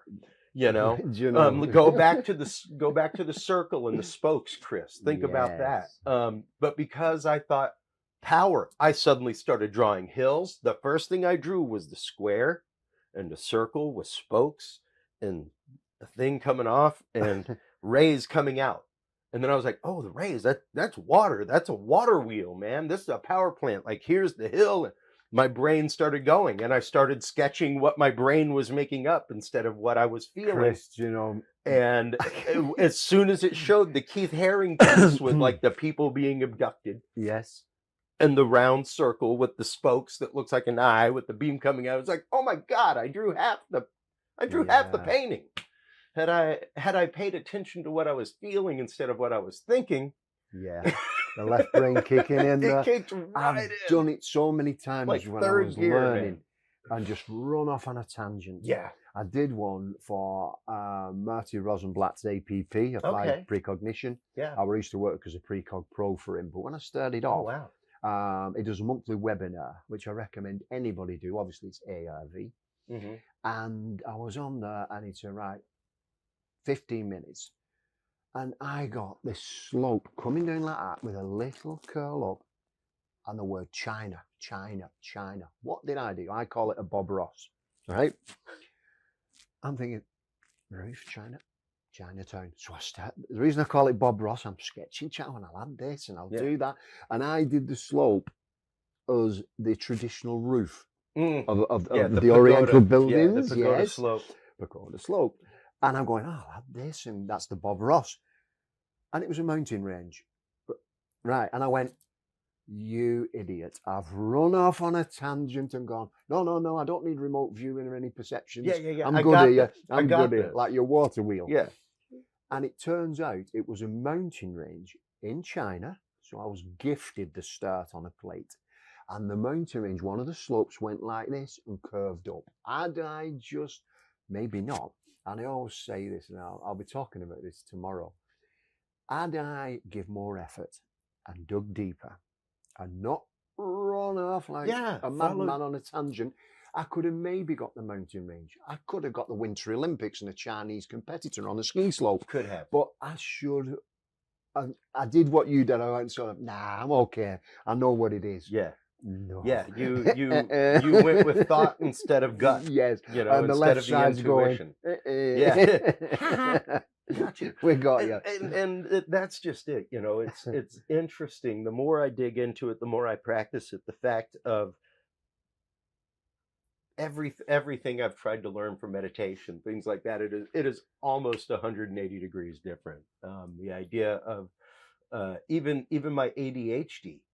And the fact of my racing brain, things like that. It's like, oh, no. It's just the fact of I am scanning frequencies. Yeah. Constantly scanning frequencies, So, yeah. It's like to be able to tap into that, to be able to let that go and let it free and free form write it down and free associate. It's a pretty amazing thing. And it's so, I believe, individual. Yeah. Because people have different perceptions. You know, if you get 100 people in a room and say, quick sketch, something what makes you happy. They're possibly, maybe not everyone individual, but most of them are going to be completely different. It's what relates to the person. It's like, you know, do you want a steak? No, I'm a vegetarian. Or do you want the... It's individual taste, and that makes us unique. It's like one I did a couple of weeks ago. I did the, I told you, the umbrella, which for me is protection. And because it was a large parasol, it was important protection. Not just like, oh, what's the glass doesn't fall off. Yeah. It was life and serious. Another person had done like a cloak for the sketch. That was his interpretation of protection. Somebody else did wire all coming down like chicken mesh. That was theirs. Yeah. So it's so individual. Yeah. Now, whilst the sketch itself, and you look, maybe a tutor will look and go, what are you doing? You know, and this is where it comes in, ask the questions. And then you feel it and you can sort of run over your hand. I find that one really helpful. Yeah. And ask, what are you protecting? What are you made of? You know, are you biological? Are you man-made? The obvious questions. Yeah. And more or less you will get some answers back. So I do a Q&A. What are you made of? And I'm feeling, and I'm in the zone in the session, and then I'll get back biological, maybe just one word, but that's enough because I've distinguished now between, you know, a couple of things. Right, biological, and then push a bit more. What are you protecting? Is it protecting something inside or protecting from the outside type of deal? And you try and it narrows it down. So it is, in a way, for me, like an investigation. Oh, sure. You know, you arrive and go, right, okay, what's happened? And then you start. Yeah. And I think that's something that a lot of people don't understand, because just one of my last sessions with my monitor was the one where we started doing multiple, like we went through the first set of videograms and then we went back and it was like, all right, let's focus on water. Okay, now let's focus on man-made, you know, and it was like a session on each one of those ideograms, then to dig deeper and dig deeper and dig deeper and coalesce more information. And I think a lot of people think that it's just a one-off and done. And the fact is a good remote viewing session is multiple small sessions put together. Absolutely.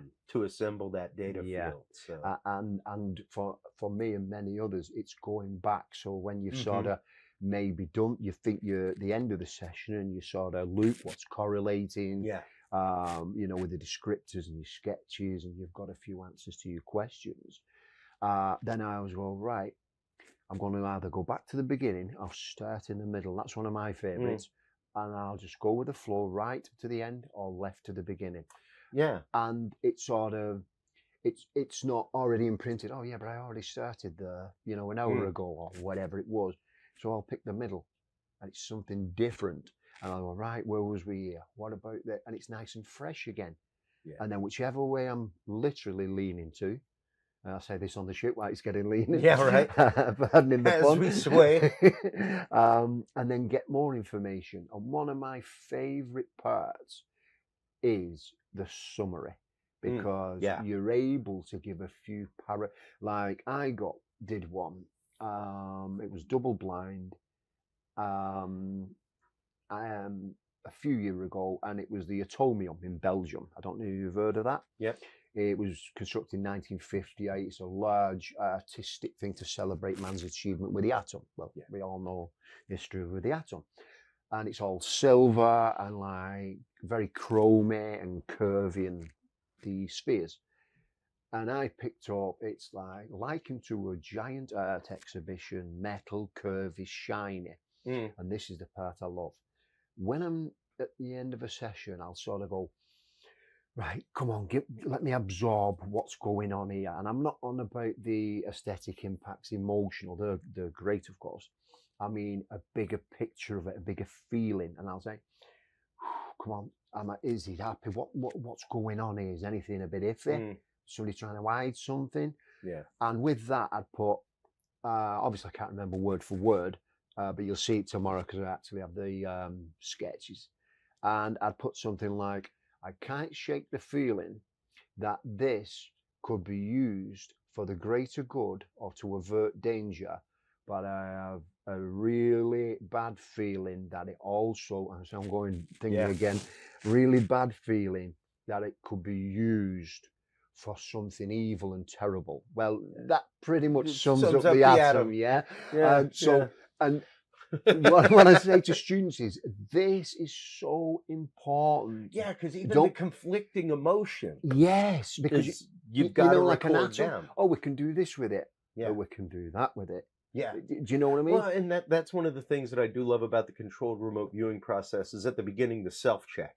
Yeah. The idea of like, okay, what are my distractors? I got into a fight with my wife last night and we've not resolved that. Yes. God, I hate my job.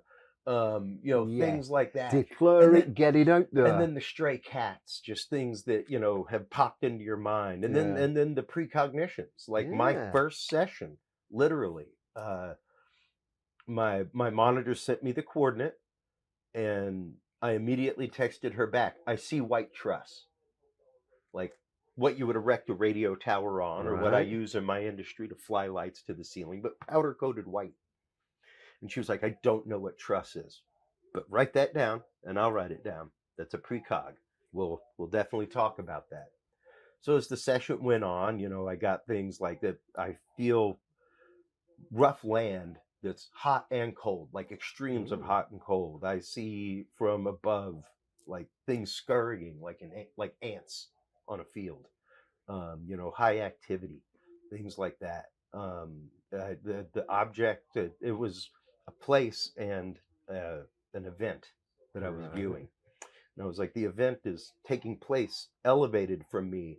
And that's where I see the white truss with like a circle and emanation, like radiation happening, like high energy. Wow. It was an image of the first lunar landing with the little go-kart that they had and the antenna erected on white truss. Right. And it was like, oh my God. Like, wow. The hits on a first session that were there. Like, I've got goosebumps now. Because it was like, this is remarkable.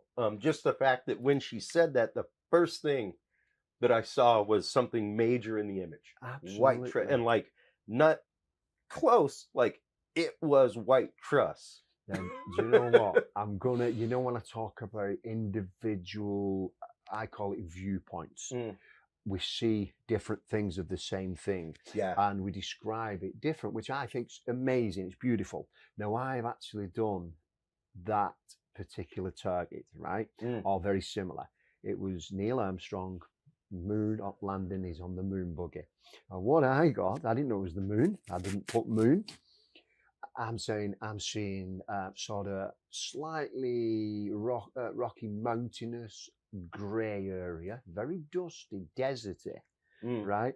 And I thought, I'm seeing, because he was obviously in the spacesuit and all this, and he's on the buggy, and I thought, I'm seeing metallic and something still sat on something, but very statue-like. So you see the different ways we get, and this is why, on an operational thing, which is obviously a very serious thing for remote viewing, as you know, a team of maybe six people, and your information is brilliant, my information is brilliant, but put all that together for the analysing, which is a major part, as you know, you have got one hell of a report. And that is where, like we were talking with Cindy the other day, that is where I am a fan of AI, and I cannot wait till AI gets a hold of Lynn Buchanan's database, gets a hold of IRVA's database, gets a hold of SRI's database of information, and starts culling hits and misses and similarities, and which people are better at this, which people are better at that. I was with Prue Calabrese last week, as you know, and she is a quite a computer whiz. Right, she's a forensic computer data analysis, and And she is ready to finish an app, which she's going to make available to everyone, which will analyze all your remote viewing feedback. Awesome. And she's letting me know when it comes out soon. I mean, she did say, if I can say this, she messaged me last week and said, Carl, please send everyone my love who's on the IRVA cruise and say hi. And she's a beautiful lady. And and she's working on that. These things, like you're saying with the AI, need to be brought in. Yeah. And not specifically, obviously, an AI photo, but the AI can help us so much. That's right. To get it out and move it forward, and gain traction. Yeah, because it's not about AI viewing for you. Of course. It's about AI helping you call the data yes. in a cold and emotionless way. The time in yes, a cold will and just emotionless so way. Efficient. Yeah. And it will help all of us. The people who were moving on remote viewing, like yourself, me, and many others, the new people coming in, I think for the younger generations, right? You know, we're getting old, mate. You know what I mean? To them, we're ancient. But the younger ones, oh yeah, AI. It's like, oh, we know about that. We do that. They might have more of an interest that they can work. But if you go, oh, there's a boring sheet of paper and that's they'll naturally have a different idea of how to activate it within the field and as well. This is what I love. Everybody's got an angle on that's input. And it's like, for me, looking, it's like, say there's a circle. And there's a particular thing. It can be palm trees, a hammock, and a bit of tide coming in, and maybe a deck chair and a beach ball. But then let's block it off into quarters, right? And you're a remote viewer on the first quarter, I'm on the second, third, fourth. It's the same thing. We're going to have similar data or correlating, but we see different things. I don't see the palm tree. That's in your section. Yeah. Billy doesn't see the beach ball because that's in mine, but we're all getting the theme. Sandy, quite tropical, feel warm, humid, water. Yeah, of course. And this is the way I look at it from individuals. When I've interviewed many people in the past as an investigator, everybody has a different story, right? It's like, can you describe the lady, please? Oh, she had a red coat on. Next one, oh, it was yellow. Oh, she didn't have a court. And it's so seemingly manic. But then you sort of pick up on different ones and then go back to them. All right, can you tell me again? Can you elaborate?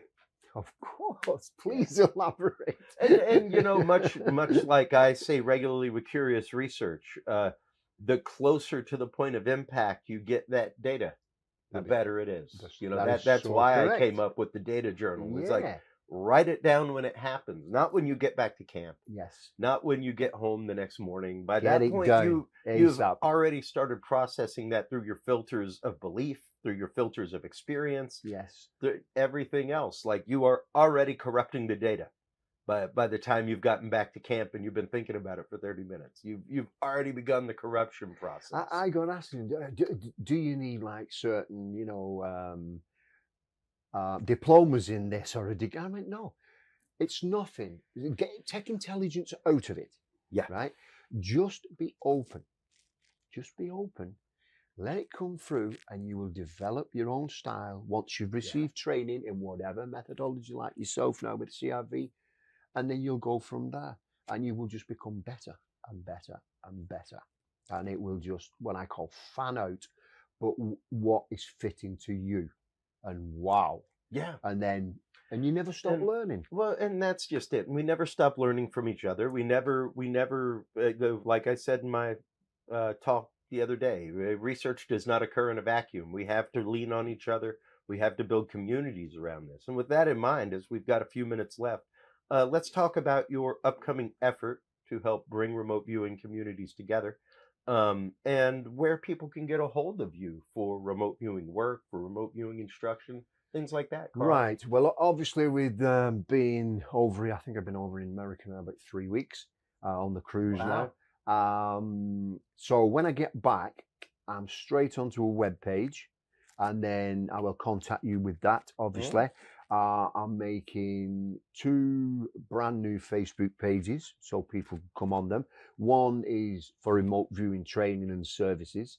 The other, what I'm doing a remote viewing one in South Africa, specifically for the South Africans, because that's the first port I'm going to be training, right? Yeah. So they can ask questions, all get together, see what it's all about. Then, say, Texas at Easter type of thing, spitball in here, I'll do one there. Then what I'm going to do, these groups, as I've been to one, I'm going to amalgamate. So it forms a large group. So people can say, hey, oh, I'm from Texas, I'm from South, oh no, I'm from Florida, and everybody's everywhere. Yeah. And then, you know, it starts building and building, and it's not to specifically get a large group. I'm already a moderator on the largest Facebook group with others, run by Alexis, for remote viewing. It's to get the word out. That's right. And social media, obviously, an amazing thing. And once again, research doesn't happen in a vacuum. If a remote viewer in Texas can get together with a remote viewer in South Africa and have them remote view the same target. Yes. You're talking about now somebody who is outside of a political system, who sees the world in an entirely different way. Yes. And that's a lot of why I wanted to talk with you, and why I wanted to talk with Luciano, is like, because you're living in a different part of the world, you are not influenced and filtered by the same politics that we are here. Yes. We aren't influenced and filtered by the same politics. And isn't that amazing? And those things make a big difference in how and what you receive. Absolutely. And how and what you block out. And you know, this is why I come up with a concept of taking remote viewing on the road, the training. That's right. Because I thought, for me, it's in person. I see why people do it on the internet, and I get that, right? Yeah. And on the ground, boots on the ground, what I'm doing, there's a lot more logistics, moving parts. Yeah. Okay, I don't mind that. You know, work hard, do some research, and taking it to the people who maybe can't afford the flight to the UK or America. Yeah. And I'm going to take it to them, right? It's going to be cheaper than the flight they'd have to pay to get to the United Kingdom or the States, but they get an in-person as well, the conference room and all the rest of it. Yeah. So this is what I'm doing, and by doing that, I'm also, and this is a big thing for me, going to collate all the information of the sessions, and I like, you know where I'm going with this, of not how did they do, but how did they perceive it. So how did South Africa perceive this? And I'm not going to go, the USA, I'm going to do states.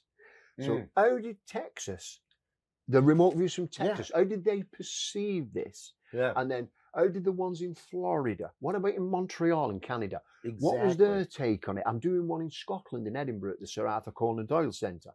Cool. How did... Now there, you probably get, because I've been in attendance years ago for one of those on a forensic mediumship course.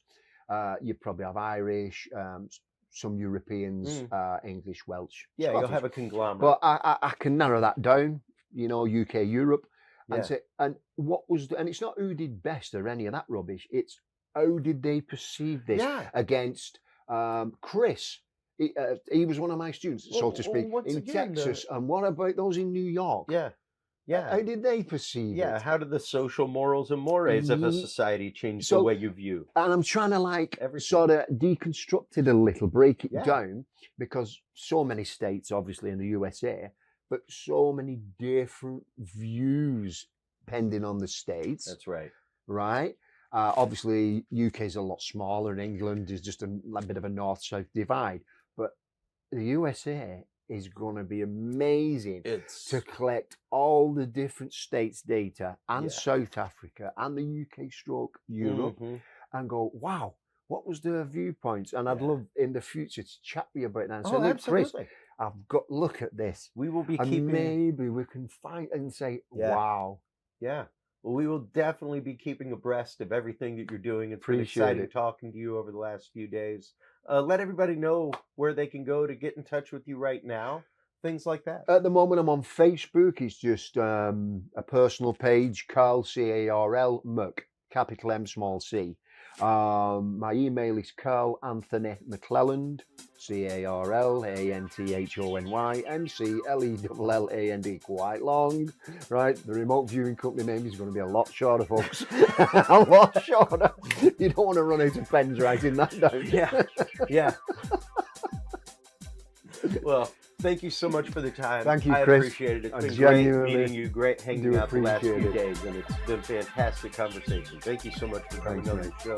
While you were online checking out everything from Carl Anthony McClelland, as well as the International Remote Viewing Association, make sure to stop on by Curious Realm. CuriousRealm.com is where you can like, follow, subscribe, share. It's where you can find all of our videos from live events on our events page, and all of the videos from our guests and colleagues on our videos page. When we come back from this quick commercial break, we will have our continuing coverage of the International Remote Viewing Association 25th anniversary cruise right here on the Mariner of the Seas, right after this.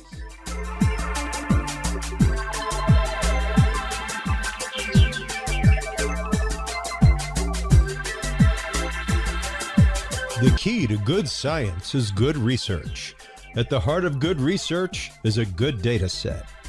With the field observation and encounter log from Curious Research, you can easily keep track of your investigative information all in one place, making it easier to review cases and readily see comparisons and contrasts between them. Whether out in the woods squatching, in a back room gathering EVPs, or using high-tech gear to track UFO, UAP activity, this easy-to-carry, pocket-sized scientific data log is the perfect companion for any field researcher. You can find your copy of the Curious Research Field Observation and Encounter Log at Amazon.com or visit the official Curious Realm store at curiousrealm.com/store to reserve your copy for yourself, your family, or a mind that you want to open. That website again is curiousrealm.com/store.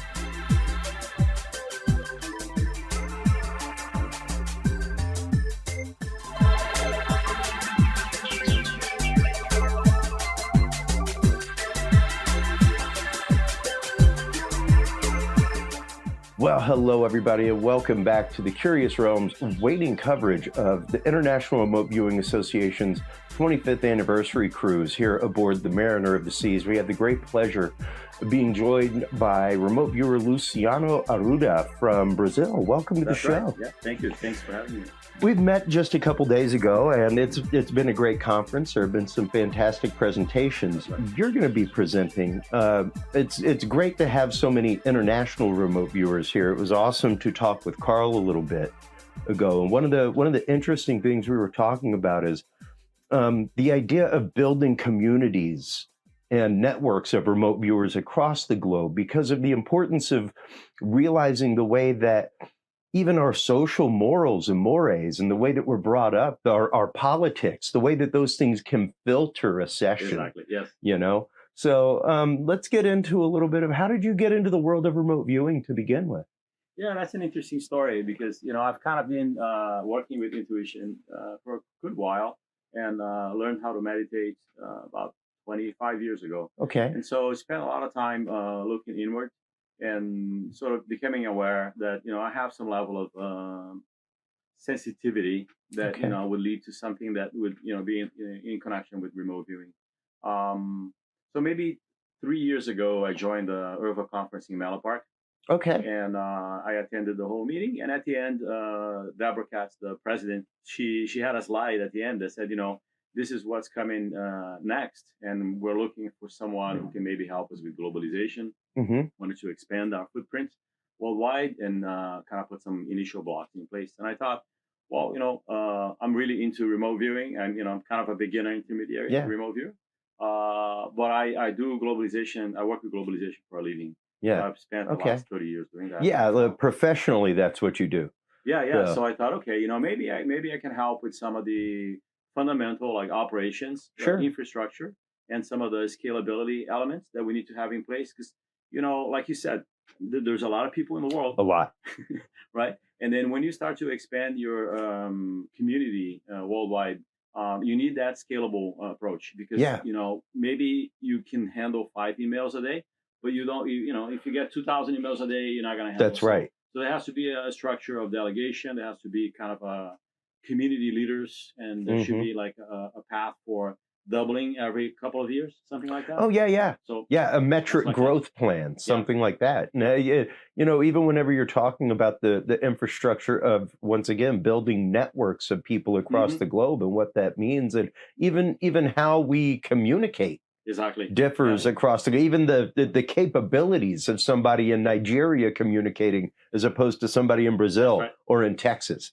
The technical capabilities of what they have is even but different. That's the beauty of it. Because he brings in all these different flavors into the mix, and then that basically amplifies the ways that we interpret things. And I think you just brought in a very important point, which is language. We do have cultural differences. We also speak in different ways, and so you have to find a way to create open communication channels that are inclusive.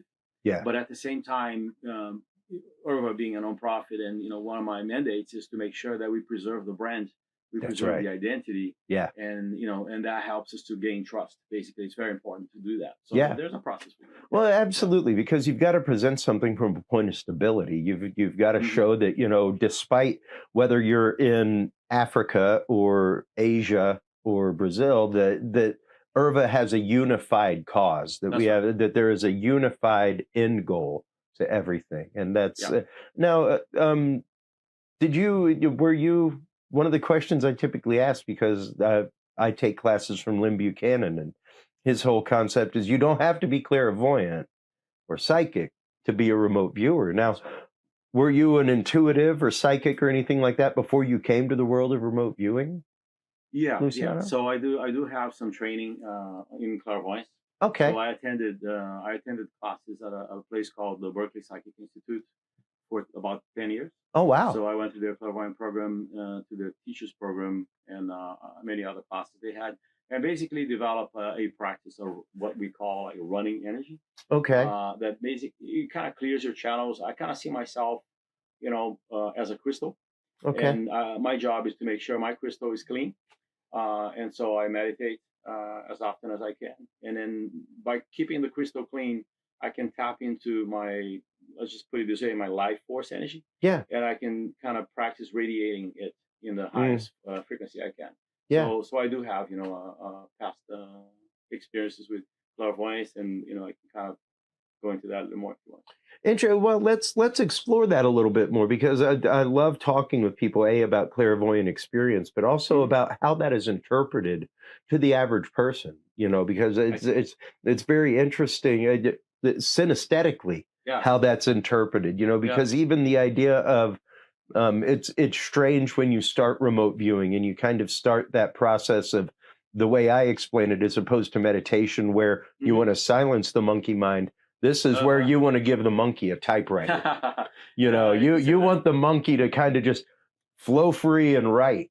And that can be strange. It can be really weird to write down, like, I smell metal, things like that. So how do you prepare that synesthetic process between clairvoyance and remote viewing?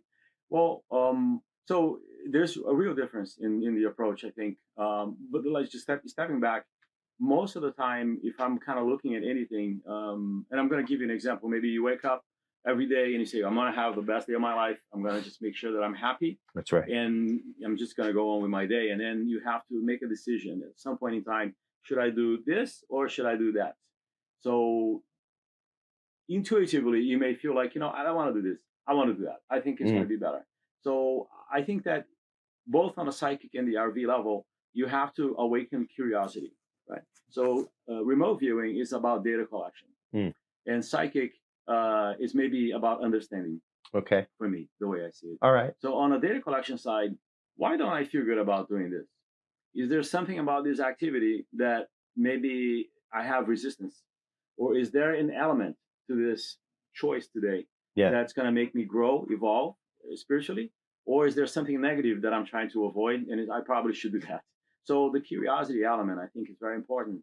because when we're looking at things, we're constantly collecting data. Yeah. But a lot of times, if you're not curious, you're basically just going with the first layer and you make a decision. And we're making decisions all the time. Every day we make decisions about things the whole month. So that's the first thing is curiosity is extremely important on both sides.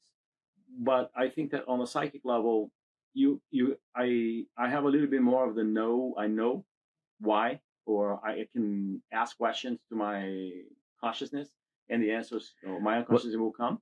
Where the RV, you're kind of really it's a more methodical process, and I think it's safer.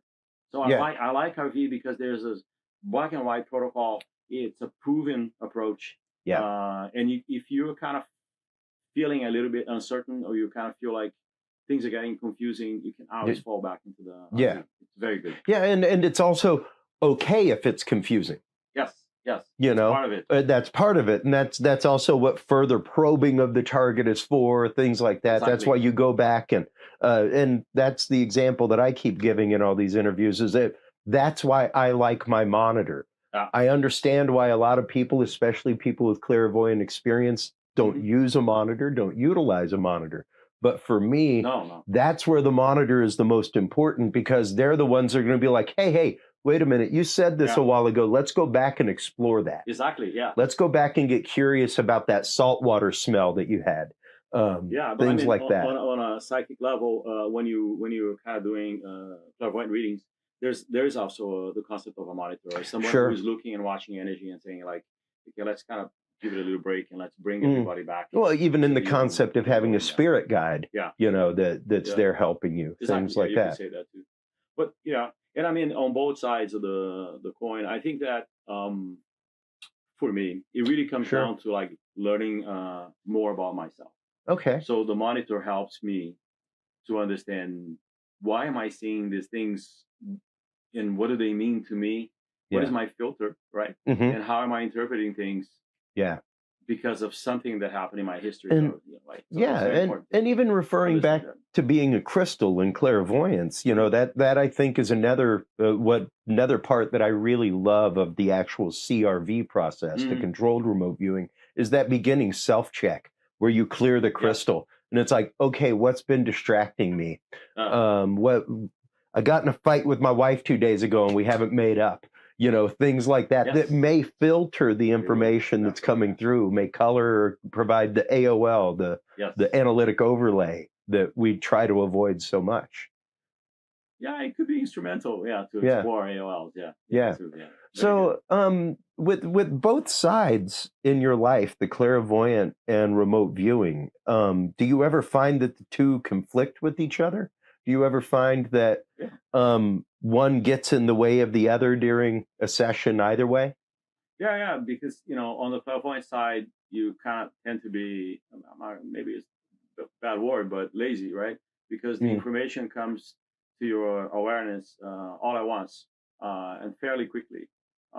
You may have telepathic experiences, you may have like visualizations, sound, like you said, taste, smell, or there has a bunch of different things, and they all come in and you just know it. While the remote viewing, it feels more to me like you're peeling layers and you're kind of getting deeper and deeper. So that's an amazing approach too, because you can spend maybe 2 hours on a remote view session, where in a clairvoyant reading, or when you do a clairvoyant view, it's a lot faster for me. So I can appreciate the remote viewing aspect, that you can keep digging deeper and deeper. And maybe after 3 days, I have a very good crystal clear understanding of what I'm looking at. And keep in mind, it's just a number. Right? Yeah, sure. No.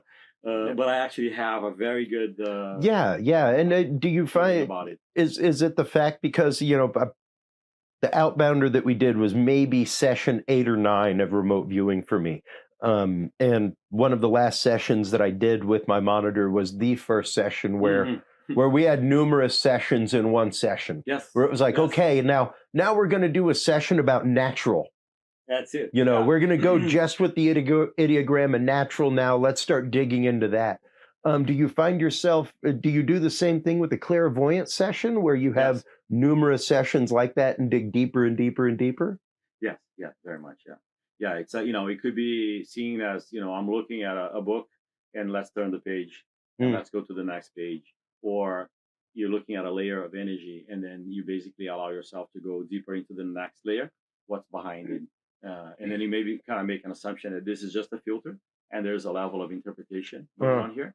So let's kind of bottle that, put it on the side, and then let's go a little bit further. Yeah. Sure. And especially with at least with a lot of mediumship that I know, clairvoyance that I know, part of their meditative process is that point of self-protection. That point of white light, shielding yourself with it, things like that.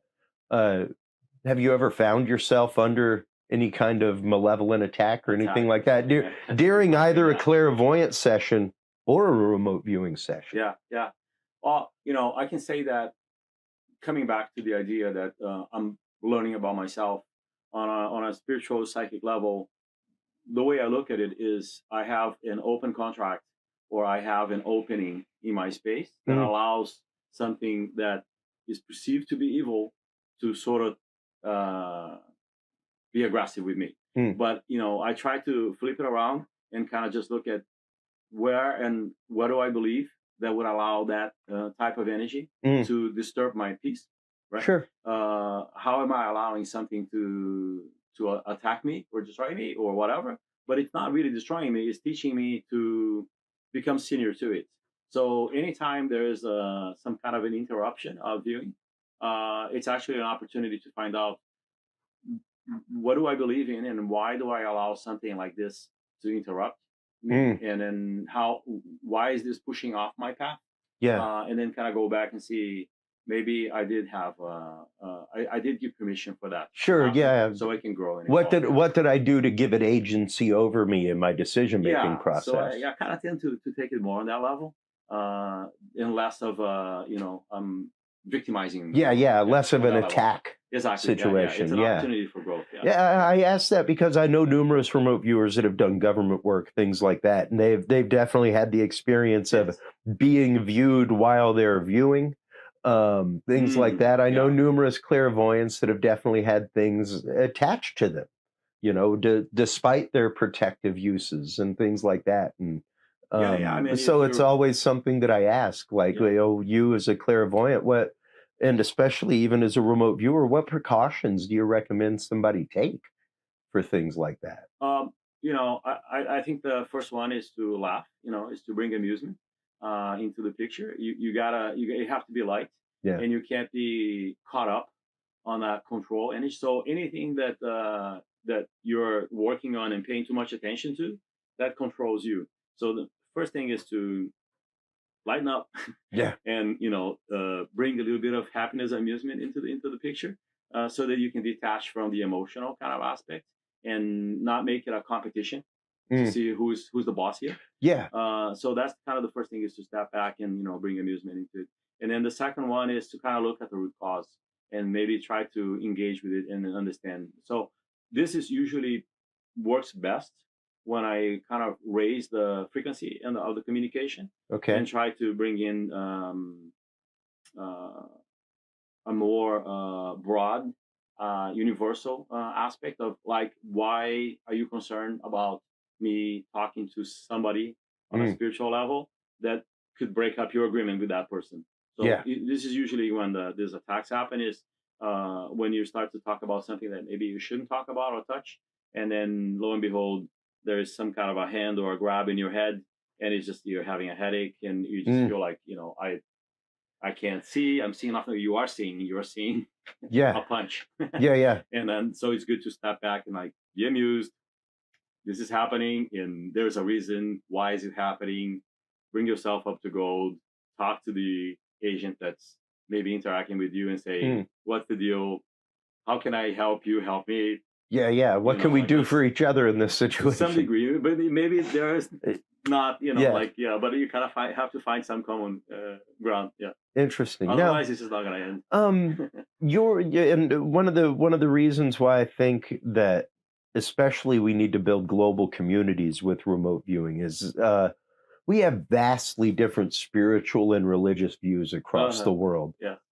I can definitely see, especially with the tradition of brujas and things like that in Brazil, that and psychics and things like that, that remote viewing would be pretty well open arms accepted in the communities of Brazil, in the psychic communities of Brazil, things like that. Yes, it is. Yeah, I think that this is when the adaptation of the terminology and language kind of helps, because in fact, we built a glossary of terms, for RV. Oh, great! Put all of the key terms there. Yeah. And then maybe how do they translate in other languages? And this helps us to kind of maintain a style and communication. That's right. All that's important. Yeah. But the point you're making is that perhaps we just had a meeting recently about other countries, they might welcome the word intuition. Yeah. And when you say remote viewing, they might associate that with, it's a paramilitary technique for extracting data out of investigation, like opportunities and all that. So maybe in Latin America, they would be a little bit more inclined to the curiosity element will come to intuition. Yeah. And then, there's sometimes when you can bring in the consciousness and unconsciousness aspect of it. And then perhaps, it's your inherent spirituality manifesting, through, your awareness. Yeah. Yeah, because especially in Latin America, the understanding that these kind of things run in familial lines, that your grandmother saw stuff, your aunt saw stuff, it might be likely you will. Yes. That kind of understanding is very common, whereas opposed to in the States, it's kind of looked upon as like, what's wrong with you? Yeah. Latin America, Europe, Eastern Europe especially. That's right. And Spain, things like that. Quite different. Very, very open arms expected, and it's not uncommon for politicians to have somebody who works with them. Like when Ronald Reagan or Nancy Reagan rather, was found out to be using the astronomer or the astrologer, it was like, oh my God, is the president using astrology to make his decisions? It's like, in other countries that would have been perfectly accepted, and like, oh yeah, of course they have somebody that does that. Like we have somebody in the family that does that too. There's a different level of openness to that. So maybe, speaking of Brazil or some elements in Latin America, you have also the concept of a shaman. So the native, have brought this awareness of that. In Brazil, there has been many cases of psychic healers. There's the doctor, with the rusty knife. But then also other people exploring, how crystals work and how, healing. There's what I've seen in Brazil. It's a lot of healing related things. But presidents do, consult with psychics? Oh, yeah. Or work with remote viewers too. So it's all there, and then people are maybe a little more open, I would say, to the spirituality side. It kind of runs to the spirituality. Well, exactly, and being able to share that perspective, being able to have a global perspective on that is hugely important as we move this topic forward in the digital age. Yeah, and then we were talking about, how do we bring this to the next generation? It's very important to have like the right blocks in line that are speaking to a person, like they're touching them on a personal level. Yeah. Because we all make decisions every day, and we make decisions based on information that we gather. And if we can just take one more step and realize that there is a lot of interpretation that the brain goes through to make a decision. And if you can be curious about why you're doing that, that's a great opportunity. As I mentioned in the end of my talk, even generationally, the way that we learn, the generational gap of learning and how we process information is totally different. Yeah. The way a 20-year-old approaches this topic is totally different than me as a 50-year-old. That's right. The way that they find out information and look for information on the internet, the way that they interact with the digital device is 180 degrees different than me. And to that effect, they can do things a lot faster. Yes, they can. Their ability to spread information, collect, and then build consensus on the next step, it's incredible. Yeah. Could you imagine a remote viewing flash mob? Yeah, exactly. And they can do that. And the other thing is that they can do that for fun. Yeah. They have the energy, and definitely. Well, and that's just it. With globalization in mind, let's spend. We've got it here for about another 5 minutes. Let's spend the last few minutes on how can we begin that step of global digitalization. How can we begin that step of building that global network in that way? Yeah, Luciano? so the idea, we're at the very early stages right now. So the goal at IRVA right now is to kind of, again, to have like a solid foundation that allows us to work with community leaders. So we have about 7 community leaders right now, and I'm thinking that, what would it take for us to go to 20 by the end of 2025? It's very much possible. So we're kind of building onboarding packages that make sure that everybody has the same information when they become a leader. And we're also giving them the tools that allow them to communicate locally, but in unison. So let's just give an example, AI. There is the opportunity now for us to kind of work with AI to create the same message in multiple languages and then push it through social media channels at the same time. So everything has to be scalable. So scalability is quite important. And then the other one is to collect feedback and engage with the community. But to engage with 20 communities at once is difficult. So that's kind of why we kind of have this infrastructure in country. And the goal is to sort of build the same experience and the same opportunities for teaching and learning. And then I think that IRVA has a professional membership right now. That's right. So we may be looking at the next level, because there's 2 sides to this coin. You have a group of people who have a very good sense of identity in each of these countries and regions. And they want to engage and participate.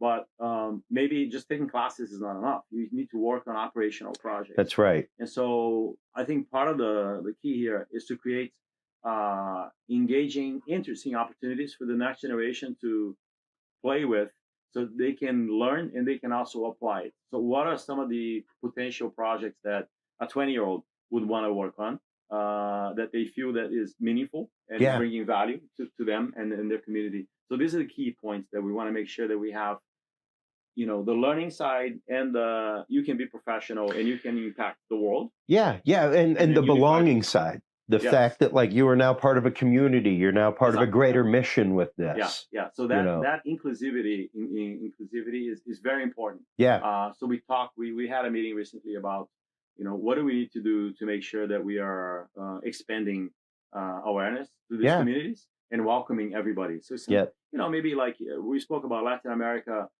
there's a huge interest on UFO. It's very big. So you can fill up a room with 1,000 people very quickly. But our thing is not only that, right? So you have to make sure you have all flavors on the table, but allow the stronger ones to. And at the same time, it's enabling people to know the pathway to that community as well. And a prime example would be one of the people I spoke with at MUFON last year in Ohio was Thiago Tieci, who is the sole MUFON investigator for Brazil. Okay. One. There's one MUFON investigator. Wow. Okay. So when we're talking about research happening in a vacuum, like I was talking about at the end of my talk, where does he get his help? Locally, culturally, to look at things from a cultural point of view from that lens. He can send it to an American all day long. Exactly. Yeah. But the fact that there is one guy in Brazil, one of the countries with the most UFO sightings in the world, and there's one guy. Yeah. That's a hard pack to put on, and that's a lot of onus to put on one person. So how do you enable other people who are interested in UFOs to find out about MUFON in Brazil? And how do we get other remote viewers? How do you even connect with other remote viewers in your local community? Like building those networks is what we need to start doing. Totally. Yeah. So, in the recent past, we've done one meeting in Latin America where we brought in a live interpreter and invited luminaires, people who know a lot about remote viewing, some of the founders, and they spoke in English and the interpreter translated in real time to Spanish and Portuguese. So we had about 344 people sign up for that event. That was good. So I think, one of my goals is to bring 1,000 people into an online event. and then have the live interpreters, and then also inject the automatic captions translation, so that anyone, maybe not just from Latin America, maybe someone in Italy or someone in Spain or France, they want to hear out, and they can read the captions, so we don't need to have interpretation across all languages. Yeah, precisely. And once again, finding those cognate words that translate from language to language without losing their meaning, that we can use as protocol. Yes, the terminology and the stuff that gets injected into because machine learning. The word that we use here may not have the same nuance in Germany, and definitely won't have the same nuance in Brazil. Yes. So we've got to find those universal terms and things like that. It's hugely important. It is quite important. Yeah, it's for the brand, the trust, and just putting everyone on the same page. But I think you touched on this. Is social networking is very important. Having engaging events. So bringing people together, you got to have this.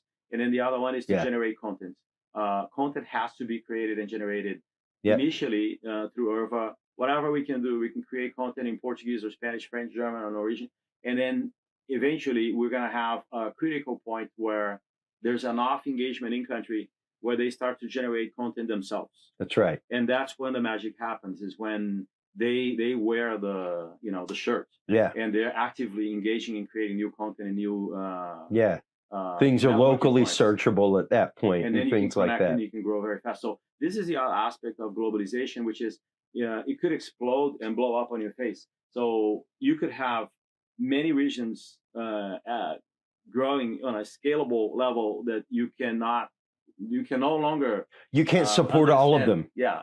So this idea of segmenting the communication line and then distributing it through the network is quite important, because all types of things will come in, which is wonderful, because variety creates. I think the universe is all about creativity. That's right. So we need that variety. We need to include everybody, because that's part of our survival. Yeah, we're genetically diverse for a reason. That's part of our survival. So we need to do that.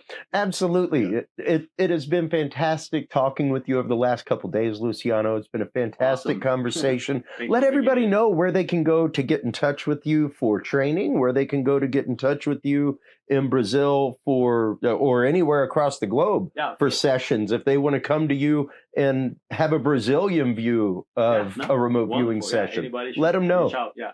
So the easiest way is to go to our website. So IRVA.org is the website, and then there's an option on the main menu for community of special interest, and that's my page. That's kind of my space in the IRVA organization, and we're building.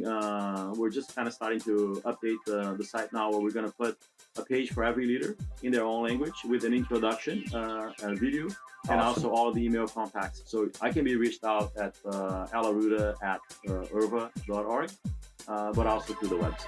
All right. Fantastic. Okay. Well, thank you so much, Luciano. I greatly appreciate it. I look forward to another couple days at sea with you and to much more conversation. Likewise. While you are online checking out everything from the International Remote Viewing Association at IRVA.org, make sure to stop on by CuriousRealm.com. That is where you can like, follow, subscribe. That's where you can find all of our videos from amazing guests like Luciano. Make sure to stop on by there and follow us, everybody. When we come back from this break, we will continue with our waning coverage of the International Remote Viewing Association 25th Anniversary Cruise here on the Mariner of the Seas, right after this.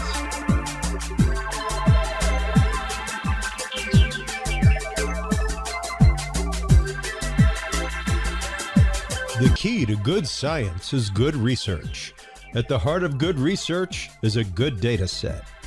With the field observation and encounter log from Curious Research, you can easily keep track of your investigative information all in one place, making it easier to review cases and readily see comparisons and contrasts between them. Whether out in the woods squatching, in a back room gathering EVPs, or using high-tech gear to track UFO, UAP activity, this easy-to-carry, pocket-sized scientific data log is the perfect companion for any field researcher. You can find your copy of the Curious Research Field Observation and Encounter Log at Amazon.com or visit the official Curious Realm store at CuriousRealm.com/store to reserve your copy for yourself your family, or a mind that you want to open. That website again is curiousrealm.com/store.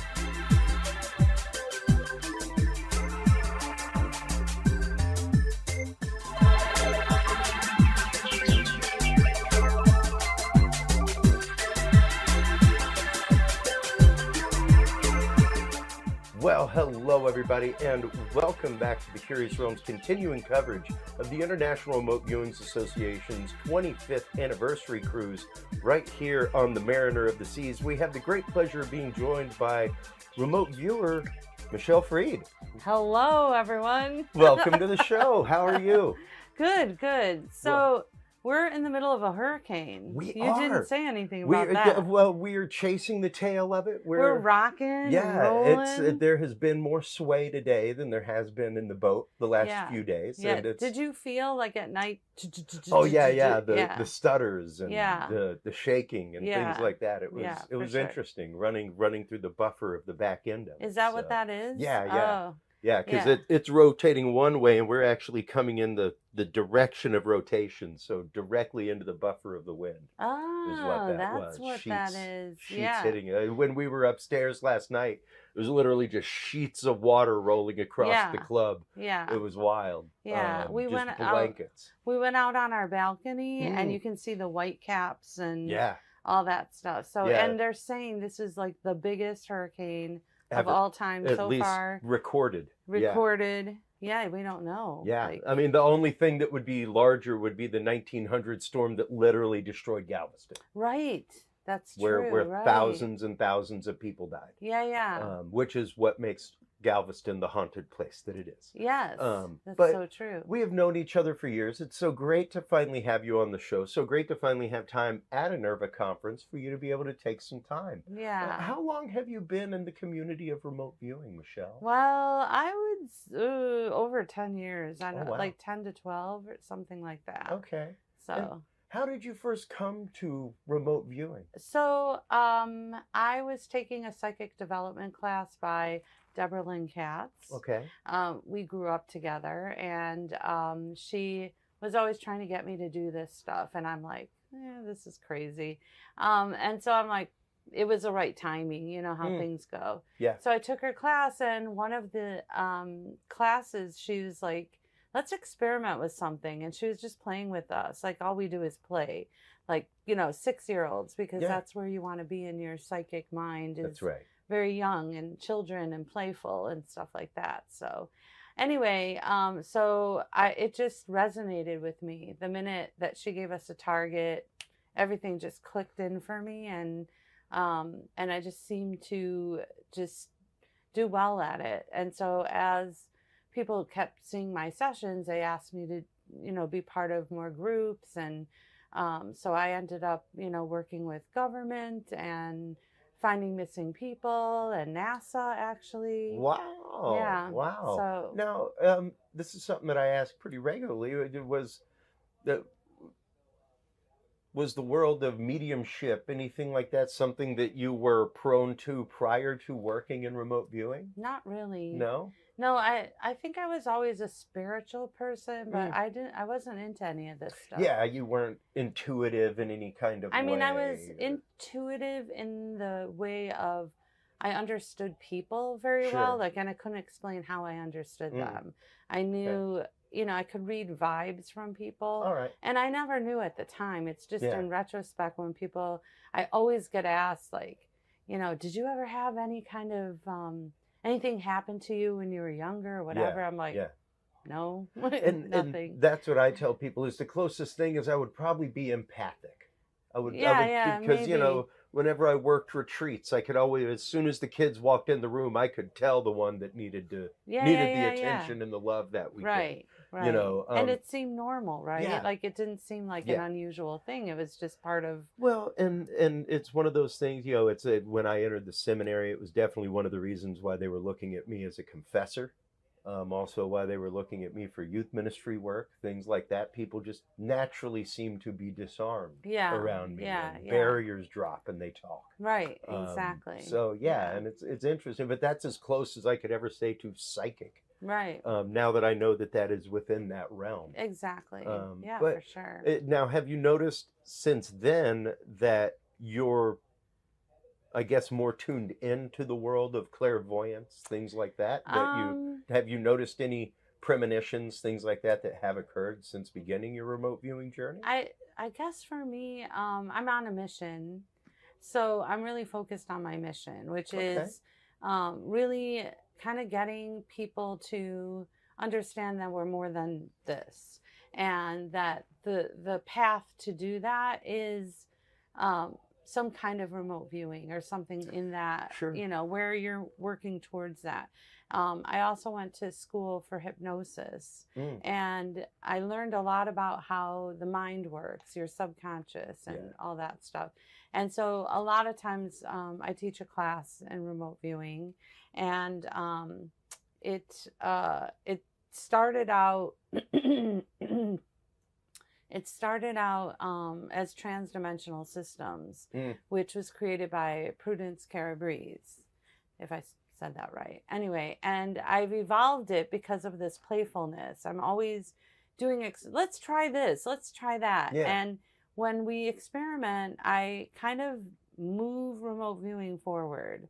So we have all the guys that are the military, and they really stick to the protocol that was originally set in the military. Yeah. But over time, I think I'm learning that sometimes being a little more open to different personality, because I feel like remote viewing is an extension of your personality. So for example, if you're an introverted person and your target is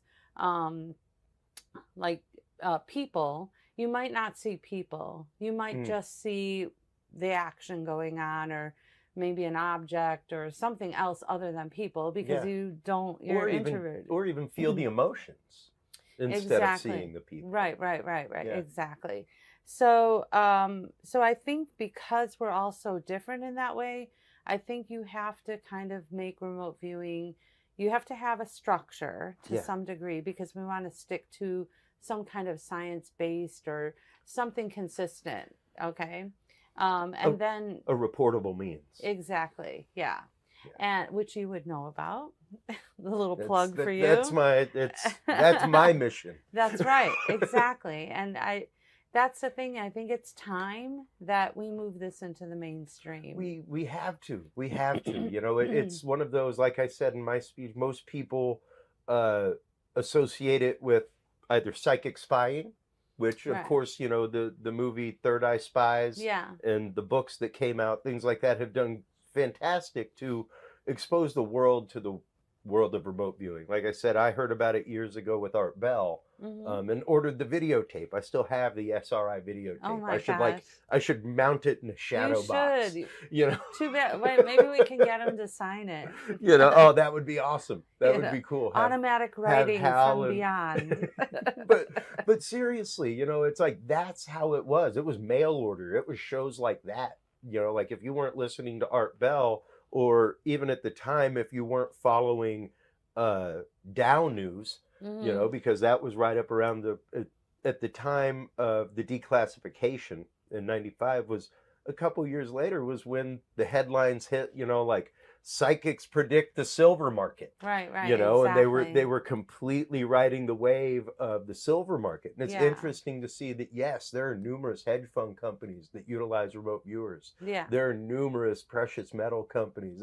The company last year in Virginia that was doing space mining, they had remote viewers finding things in space to be able to mine for precious metals and things like that. It's pretty remarkable what the possibilities are. Absolutely, I agree. Now, when it comes to let's start getting into technique a little bit, and how you go about teaching your classes and teaching people this technique of reception. The one thing that I kind of repeat over and over again, because I'm sure you do too. People come up to you and say, well, if you're psychic, why aren't you a millionaire? And so I have an answer for that, actually. Please.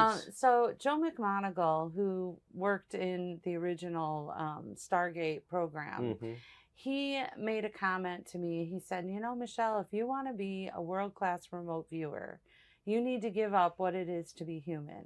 Yeah. And I'm like, what the heck is he talking? I'm an alien? Like, I was like, what do you mean?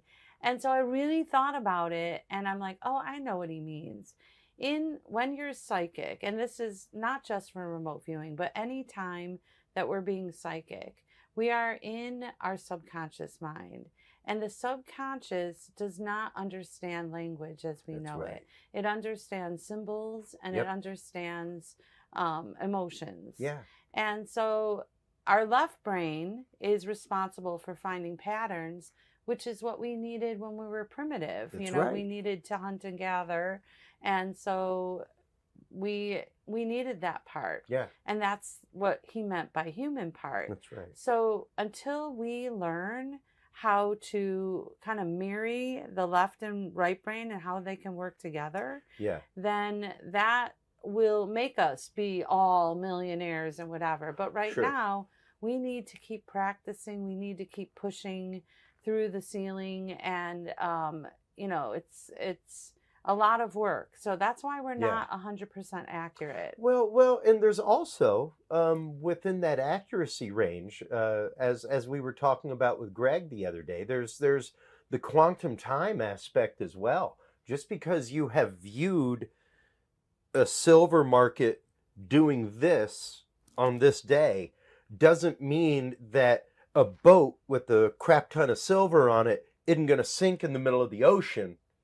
Yeah. And that isn't going to change what happens on that day. Right. Something mediating in between could absolutely happen to make that not happen. Right. And if we want to nerd out and go into the quantum world. Oh, well, that's exactly what you're going to be talking about. So let's go there. Yeah. So in the quantum world, we're talking. So this could, if you observe something, it will behave differently, That's right? Right. So there are people that have worked on projects with the government about terrorist attacks. Mm-hmm. And when you are putting your eyes on a future event, can you change it? Can it not happen the way you perceive it to happen because you looked on it? Yeah. Did you influence it? You know, that's where we're talking remote influencing. It's literally the source of remote viewing is the concept of scientists going home and thinking about their experiment and adversely affecting it in the lab by thinking about it. Right. You know? To me, it's like the visual of like, you can't grab something. That's right. It's like, oh. Like trying to grab the wind. Exactly. That's what it's like. It is. For sure. It is. And, you know, it's fascinating when you start thinking about that. And that's one reason why I titled my presentation, The First Dimensional Science. Because I think it is, I believe it is science. We have way too much data for it not to be a science. I mean, we have scientific protocols for doing it at a lab.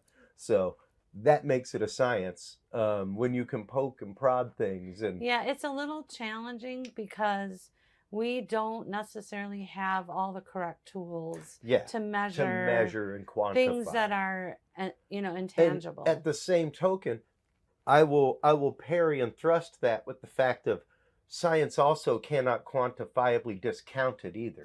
So there's a lot of people that don't like that. But when you're talking about, like I said in my presentation, I want more red circles. Yeah. Give me more red circles, because the more red circles we have, the more known quantitative we have, which only leaves the anomaly to investigate. Right. So eventually it will come to the fact of, well, yeah, this has to be a pretty decent possibility. Exactly. You know? And yes, we may someday find the subtle means by which to find those things, you know, but until then, it's the concept of, we know that there are other dimensions. We know that these things exist. CERN has confirmed this. And the idea of us being vibration, the idea of being, like you said, when we go to sleep, our minds do different things. Right. You know, they're releasing all kinds of things that we autonomically went through the day and did not process. Yeah. You know? Yeah.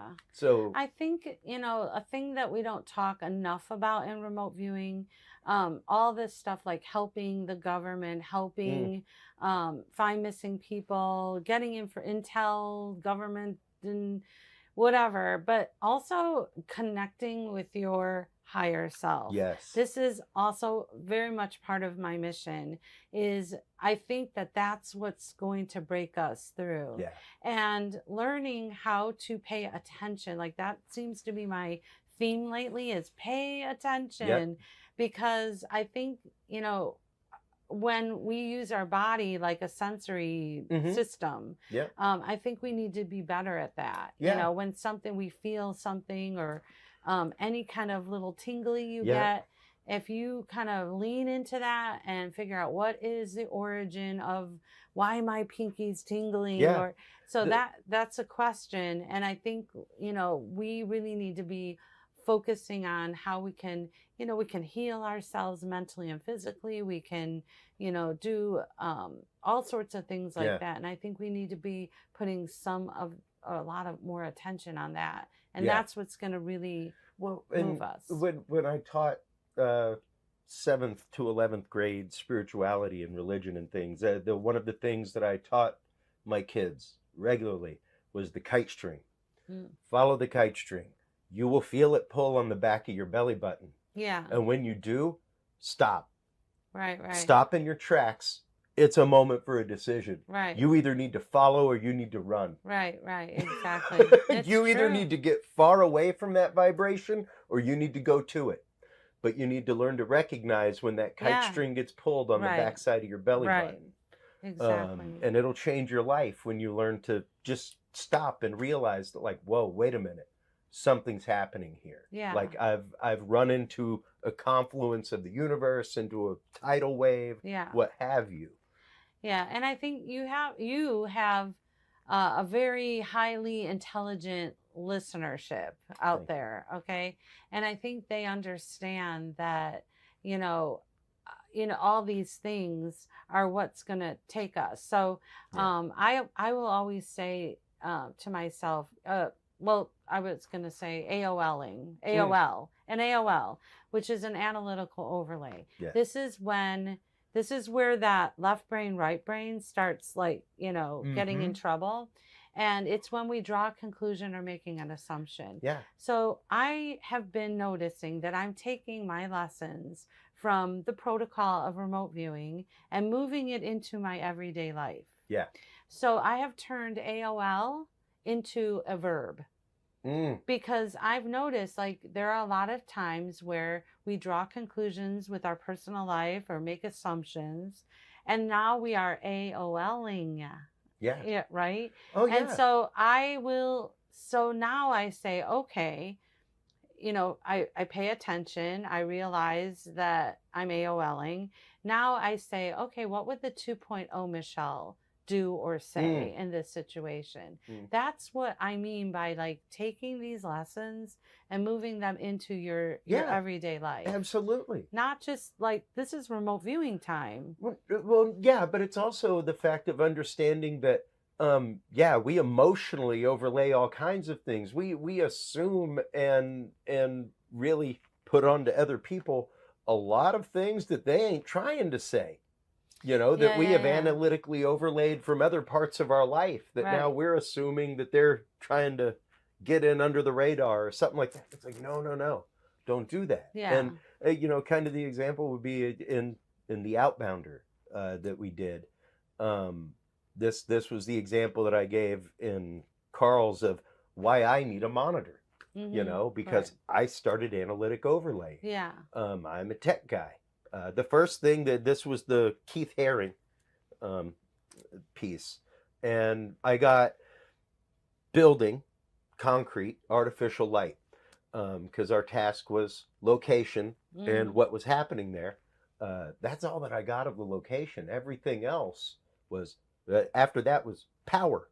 Yeah. And then I drew a square and a circle and like rays coming off the circle and these lines that I immediately started going down. You're building a whole story. Oh, no, I started building a whole power plant. And when I saw the picture, like, I had basically drawn the UFO from the picture. Like, here's the square picture, here's the UFO, here's stuff coming out of it. And it was like, wow, it's because I was on the right path had I had a monitor there.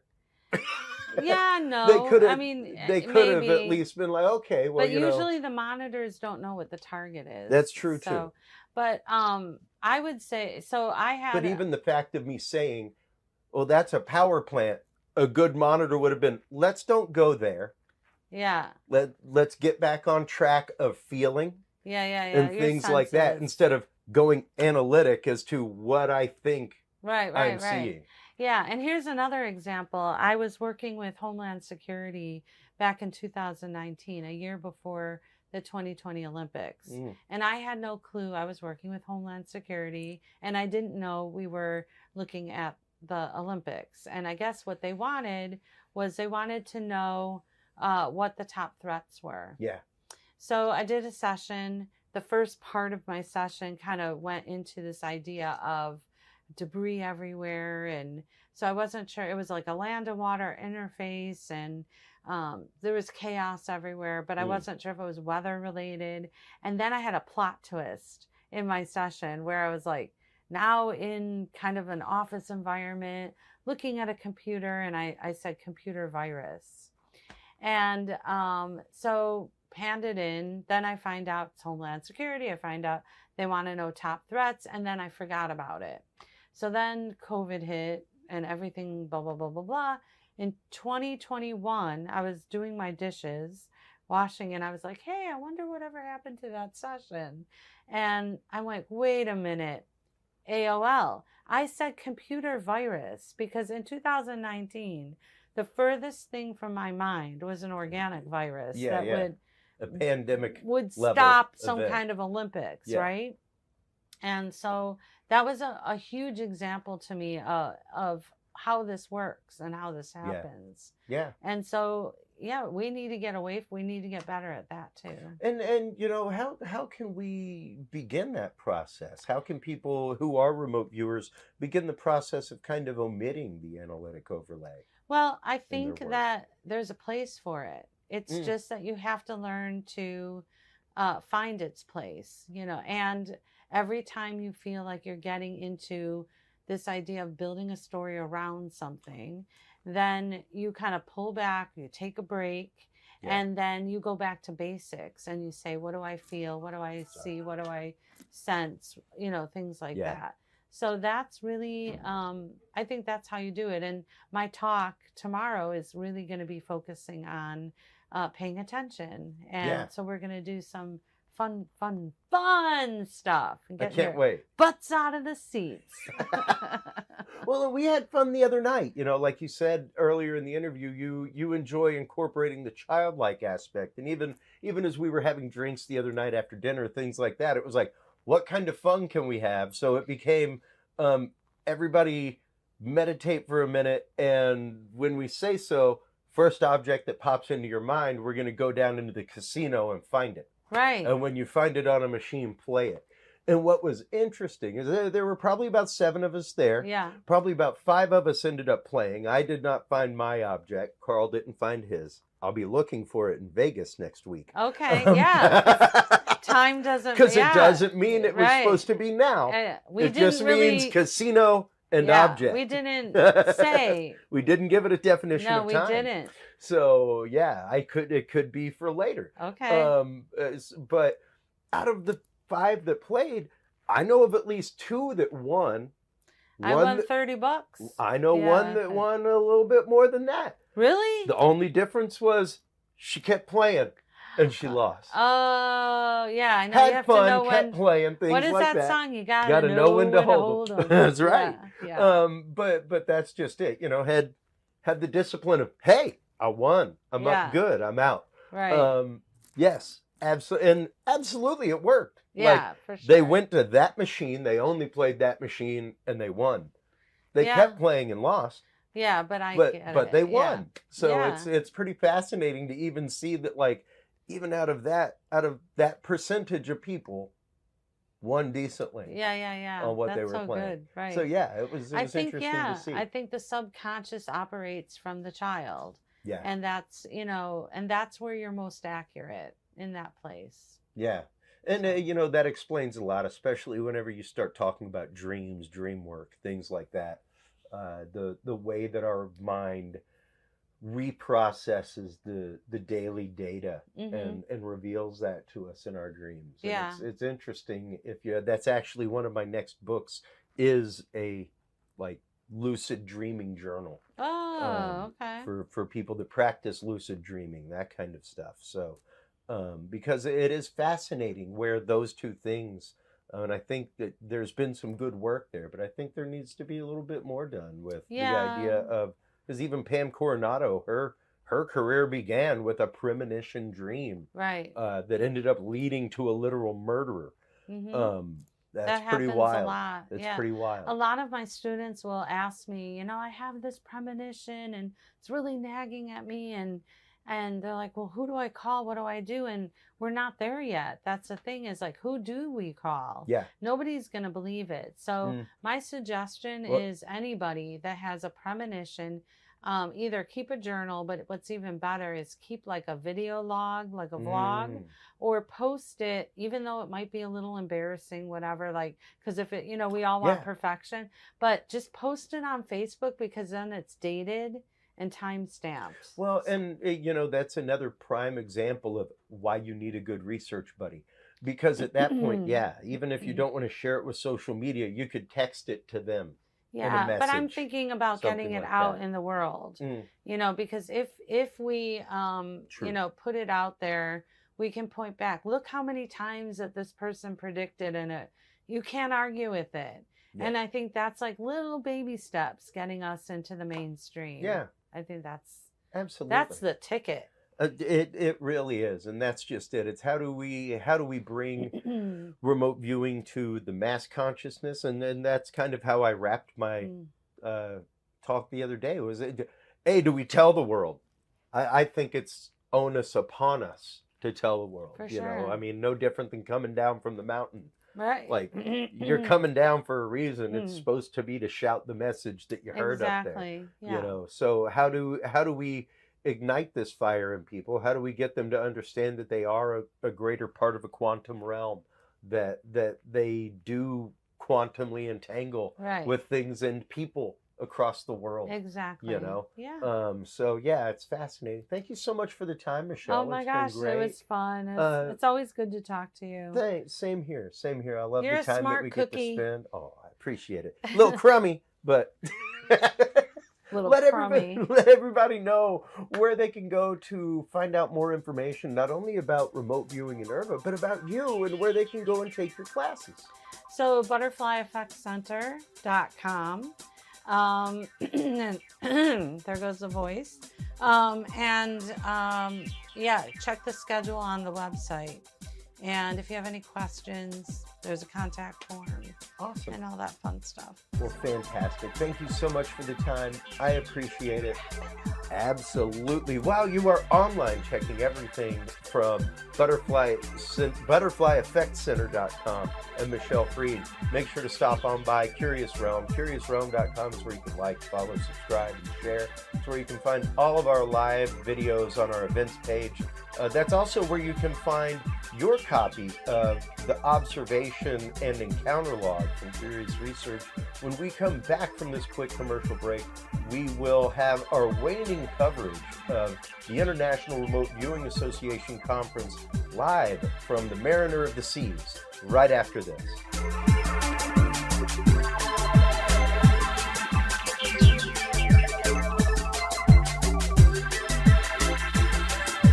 The key to good science is good research. At the heart of good research is a good data set.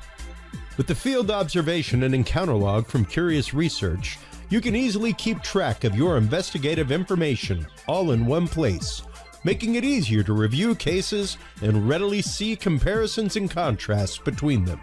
Whether out in the woods squatching, in a back room gathering EVPs, or using high-tech gear to track UFO, UAP activity, this easy-to-carry, pocket-sized scientific data log is the perfect companion for any field researcher. You can find your copy of the Curious Research Field Observation and Encounter Log at Amazon.com or visit the official Curious Realm store at curiousrealm.com/store to reserve your copy for yourself, your family, or a mind that you want to open. That website again is curiousrealm.com/store.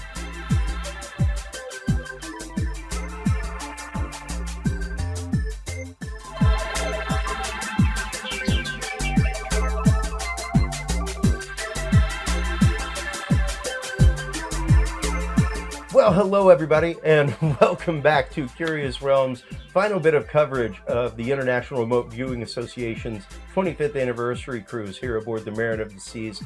I have the pleasure of being joined with the current president of IRVA. How are you doing?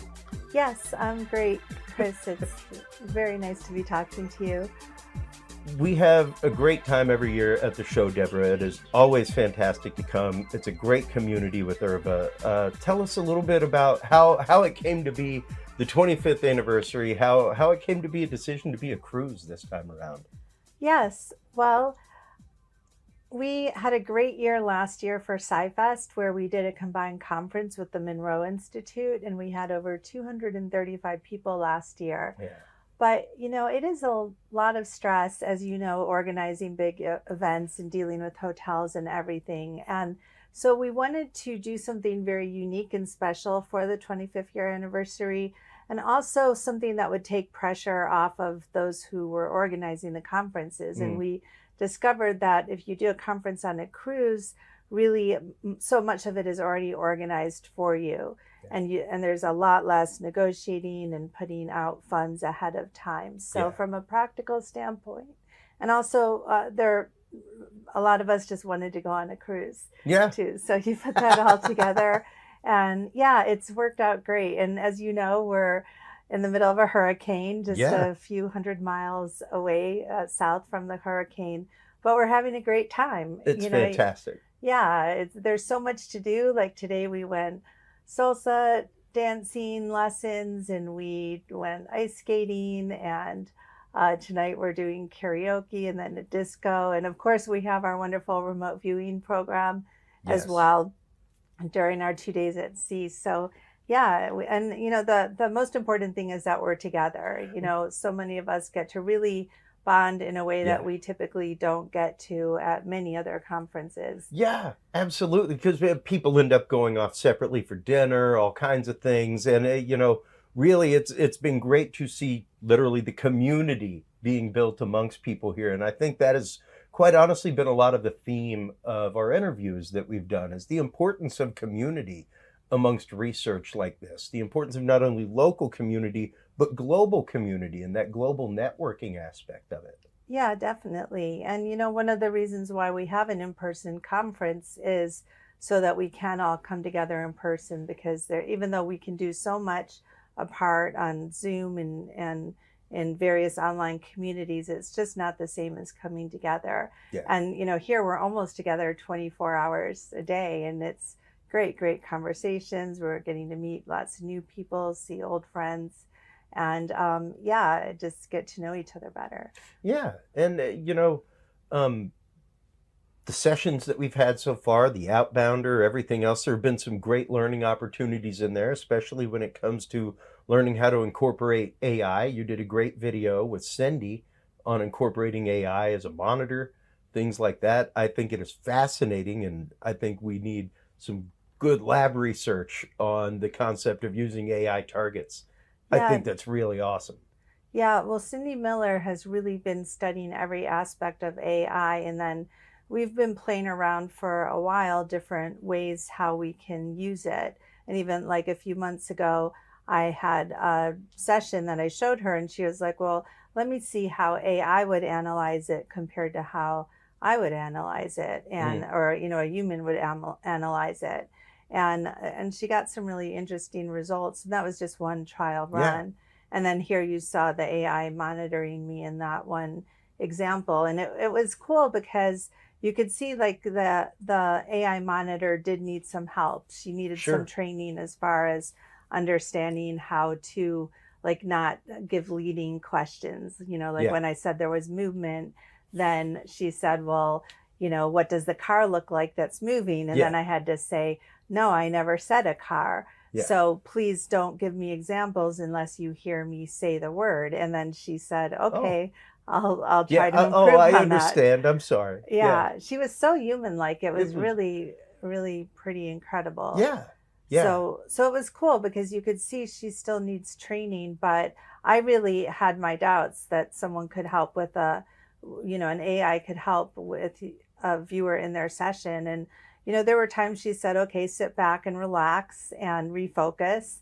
And I did, so I do think there's a lot of potential there. Yeah, absolutely. And even when you're talking about looking at it through different filters, that was one of the things that we talked about with Luciano, as well as Carl, was the idea that when you build a global network, it's great to have your localized network of viewers that you work with in your hometown, your local area. But when you build that international network, when you bring someone like Luciano in from Brazil, you may end up with a different read of the information, because they're looking at things through a different cultural filter. They're looking at things through a different political filter. The things that may get in the way of our session, or even of reviewing that data of a session, may not be there for them, or they may look at it in a different way. Yeah, that's so true. Well, a few years ago, we did a study where we had 10 different judges rejudge completed remote viewing sessions, and there were about 300 sessions, about 10 different judges, and they looked at the same data, and almost none of them had matching scores. Like, they all gave different scores, and some of them differed by several points in between. So this is actually a really big problem in all of remote viewing, probably all in even psychology research. There tends to be such a disparity anytime you have humans judging any kind of data. This is really getting into what academic scientists would call a reader reliability, and it's just very, very low. So, that's a problem right there. Yeah. So possibly AI can help with that, but it's hard to say. We do have a plan to do further formal studies, and there's the Bial Foundation that offers parapsychology grants, and a group of us at IRVA, really 4 of the board members, just applied for a grant, and they're one of the organizations that give the most money to parapsychologists these days. So a group of us have applied, and we came up with 5 different proposed projects within one umbrella collection. So if we do get the grant, which is about $60,000, we would conduct 5 different experiments. And one of the experiments would be formally looking at monitoring, which, for those who aren't familiar, that's the idea that one person who's either called a monitor or interviewer sits with the remote viewer and walks them through a session. Tomorrow, when we get back to our program for the conference, I'm going to be doing a talk on this, and we're going to everyone's going to get a chance to monitor each other and be viewers, because so many viewers today actually just work their sessions on their own without that guidance. Yeah. But we want to do a formal study to see, do viewers do better with a human monitor, without any monitor, or with an AI monitor? And so that's one of the experiments we'll be doing. Yeah, and that's something that I've said in numerous conversations over the weekend. As I've begun my remote viewing journey. The Outbounder the other day was maybe session 8 or 9 for me. But I have fully found, I've found that knowing my monitor for the last 2 years before I started, and just being friends with her and having conversations, I think has really given her a roadmap to how I think. Like, she watches the show, so she knows analytically how I think. Yeah. She knows where my mind goes with certain things and stuff like that. And she especially knows my facial expressions with aha moments, that kind of stuff. So when we're in a Zoom together, she knows when I may not be saying something, but something happened. And she's like, whoa, it seems like you hid something there. What just happened? Yeah. She knows those facial tics from me, things like that. And it's one of those that, kind of like the Outbounder the other day, I started keying more on the art than the actual building, which was the task. And once I drew a square and a circle and heard the word power and wrote it down and started drawing rays on the circle, I went immediately, my mind went, oh, power plant. And I kept drawing that. And my monitor would have immediately stopped me and been like, whoa, hold on. Where are you pulling that from? Let's back that up a minute. Yeah, you know, exactly. I wouldn't have rabbit holed that far with my monitor present.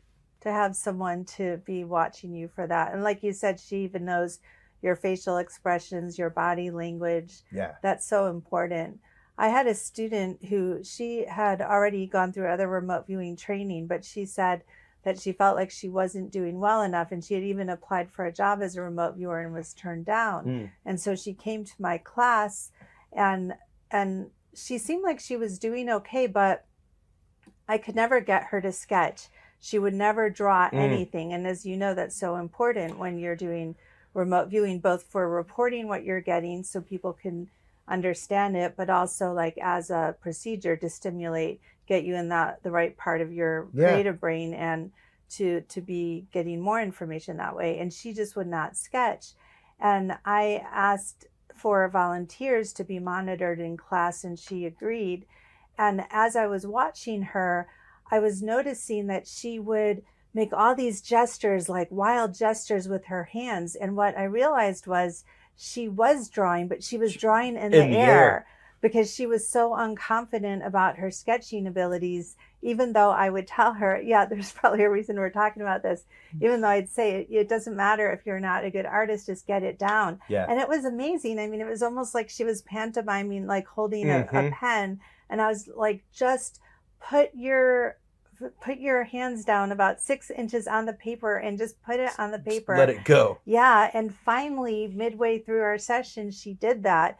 And the target was some kind of outdoor staircase somewhere. And she drew the stairs. I mean, she just totally nailed the target. Wow. I was blown away by that. And that really taught me, we really need to see the body language of the viewer. Yeah. And even the fact of what you're saying, the self-consciousness, letting that go. Like the Outbounder the other day was literally the first time that I have sketched in a session. Really? Because the sketches have never come to me. The image in my mind has never occurred. The only time it ever happened was my first session when I was sent my coordinates. I immediately texted my monitor back, I see white truss. That's the only time that I've ever vividly seen something, not where I've gotten an impression of it or something like that, where it's like, I could have drawn it. Yeah. You know. Well, even if you don't get that, like, for example, I was doing a session last week and I just thought I was getting kind of emotional, and I just told myself, okay, I'm just going to draw, because we had these big pieces of paper and coloring tools. So I was like, I'm just going to spend the rest of this time. I don't feel like really even finishing my session. I thought I was like out of my session and I'm just drawing. And I was inclined to draw these big oval shapes. And then it turned out that the target was of a past UFO encounter, and the photograph, the feedback photo, was exactly the oval shapes that I had drawn up in the sky. And I had spent all this time like coloring them in like iridescent bubble looking objects, which were quite similar to what was in the photo. So oftentimes it's not that we're even getting a picture, but just even, if you let yourself just doodle or, do any motion with your hand, you'll just start to have things come out on paper. Even if you get a sense of movement, like just draw the movement. If you get a sense of something being like squished together, like do your depiction of something squished together. Like just make yourself draw anything, even if it doesn't look like anything. And you'll be really amazed of what comes out of that. But like you said, a lot of times people think like, oh, I can only draw if I get this perfect image in my mind. And that's just not true at all. Well, and with that in mind, let's kind of switch the gear into the education part of this and how you go about introducing new students to this concept. Yeah, well, it's just so much like any other skill, just getting them started with, I personally am very technique based. I always want to have something myself to help me tune into something psychically, no matter what. I do many different intuitive modalities, even other than remote viewing. Yeah. But I've been doing remote viewing formally for 14 years. And so for me, it's all about how do you connect with the target or subject, and wanting to have techniques, lots of different techniques for connecting, and then for initial tuning in, and then for extracting more and more information as you go along. And that's all about techniques. And I like to have a lot, because sometimes one will work great and sometimes it won't work at all. So I never want to be left with like just sitting there not knowing how to tune in and what to do next. And so there's so many different ways to do those things, and depending on what your end goal is with using your psychic abilities, it may differ. So that's why I'm a huge proponent of education, because how do you pass along those tools and techniques? You need to do it through training of some kind. And so that's something I've run my own school, the International School of Clairvoyance, since 2005. All different sorts of clairvoyant reading and healing techniques, remote viewing techniques, mediumship. But since I've been president of IRVA, it's been really important to me to expand educational opportunities to people, making them more affordable, introducing them to new instructors, and giving opportunities for new instructors to be able to get their feet wet with teaching. Because, just like there's so many students, newer students or new viewers out there who say, how can I, get educated? There's so many new teachers saying, I think I'm ready to share this knowledge. They're excited about it. They want to share it, but they don't know like how to break in, because, they don't want to offend their teachers. They don't, they're not quite sure if they're ready. And so through IRVA, we have been able to have both very highly established teachers, longtime teachers, and some brand new ones too, and, work on mentoring them and, giving them opportunities where it's not like they're going to, teach like months of classes, but, maybe a few hours here or there. Sure. Yeah. And we've had like over 15 classes since we started the IRVA education program just a few years ago. That's awesome. That's awesome. And it seems like there's been some great support from the community in it, things like that. And to hear especially Luciano come in and talk about the globalization effort, the idea of bringing this educational effort globally, translating things in real time, that kind of stuff, making it accessible to other people, making it accessible to people who are hard of hearing with subtitles, things like that. Yeah, absolutely. A few years ago, we really looked at where in the organization was there a deficit. And we were like, okay, well, it's called the International Remote Viewing Association, but how many international people are we reaching? And our goal is to spread the word about remote viewing all over the world. And, that's not going to happen on its own. So we look at it like it was really miraculous to have someone whose, full-time job for years has been globalization and expanding those efforts for businesses. So, that's, we've really been a working board for throughout the history of IRVA, but in the last few years, we're really a working board. Like we in some way, we're a nonprofit, but we're operating our nonprofit in a way to make the organization financially sound, because in the past it was not, a lot of times it was just on the borderline. So, we're both looking to see how can we bring in money through our various, like expanding membership, expanding our offerings and our events. But at the same time, the most important thing is getting the word out about remote viewing, educating people, training them, and also the research, which we've been focused on. Yeah, that and demystifying the topic also, because once again, a lot of people seem to have a very either skewed or clouded understanding of what remote viewing is. You know? Yeah, absolutely. And it is confusing because a lot of times people are like, well, is that just like out of body travel? How does this differ from anything else? They have different definitions, and it is rather confusing, but we like to define it as it's using your abilities in more of a systematic, careful way. And it's also about what you're using it for. Oftentimes it's for looking at physical things like locations or objects. It could be looking at people, of course, but it's usually not about people saying, oh, I want a reading, tell me about myself. It's more like, okay, this crime occurred, let's use remote viewing to find out information about the perpetrator or find out information about the missing person. So, there's lots of other intuitive modalities that definitely intersect.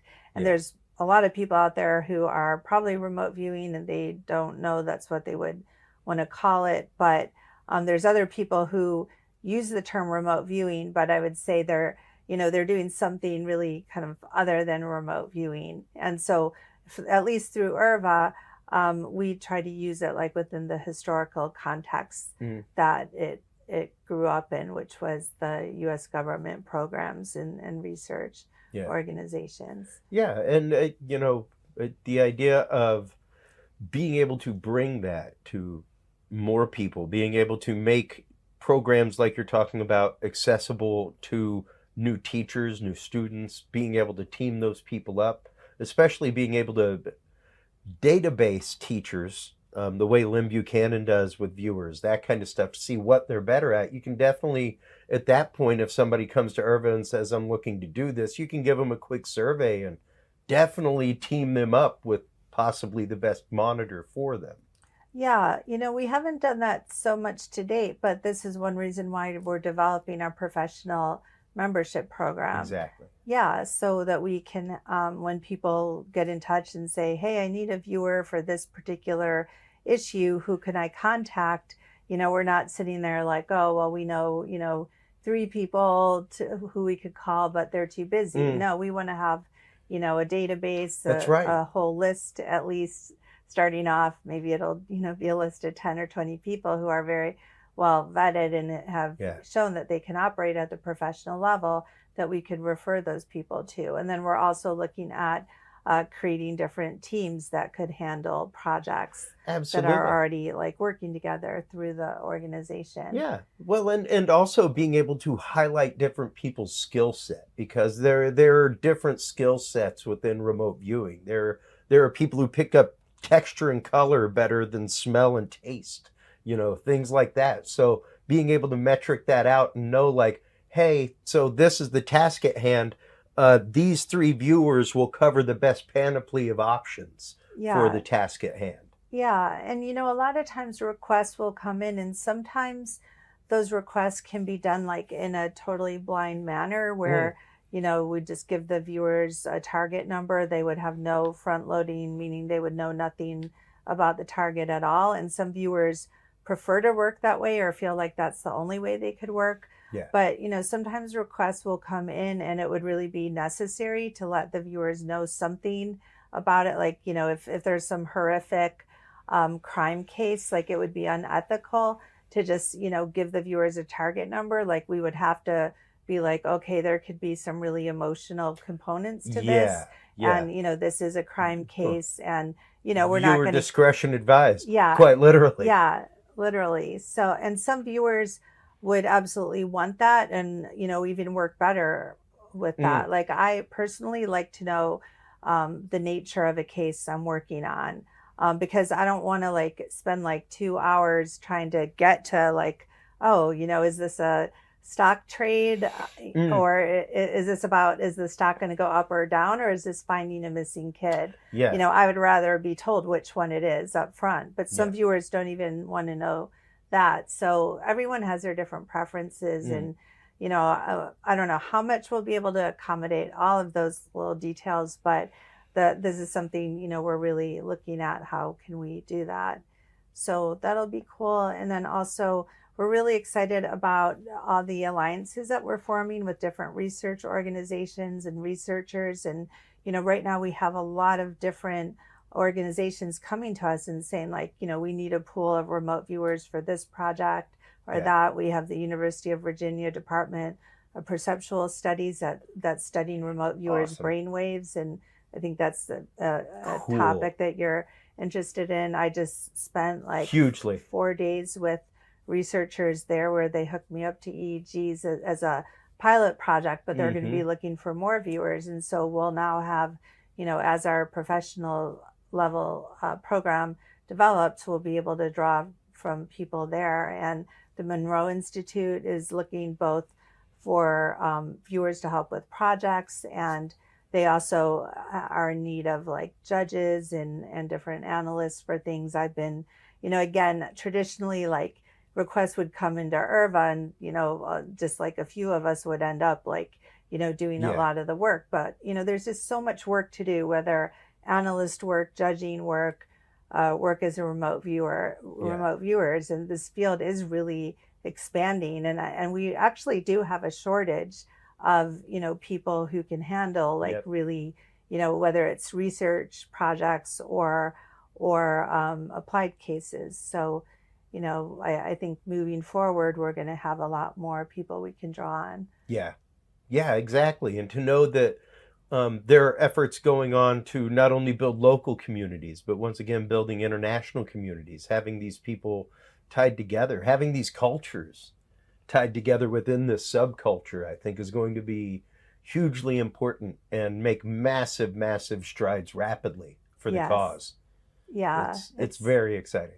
It's cool, and I'm so thrilled that you, as a leader in media in these areas, are have taken it upon yourself to get training, and I hope that so many more will too, because it's quite honestly, whenever I mentioned to Lynn Buchanan that I'd been interested in it for years, he literally was like, "I have a program for media to go through my classes. I'll gladly send it to you." Wow. And it was the most touching thing in the world. And to know that he saw the efficacy in, if I'm going to give this away to anybody, I should be giving it away to media people. Yeah. That's pretty incredible and very future looking. The idea of like, even his online classes, things like that, it's really great, because when you start looking at the way that new generation interacts with things, I'm coming on 50. I remember parking my bike unlocked at the library when I was a kid, because, well, we didn't have a Commodore 64 yet, so the way we interact with devices is different. The way that we interact with each other on the internet is different. So to bring in younger people, like one of my favorite things in the world was last year in Virginia, seeing almost half that crowd college age was awesome. So awesome to see people that age so interested in this topic.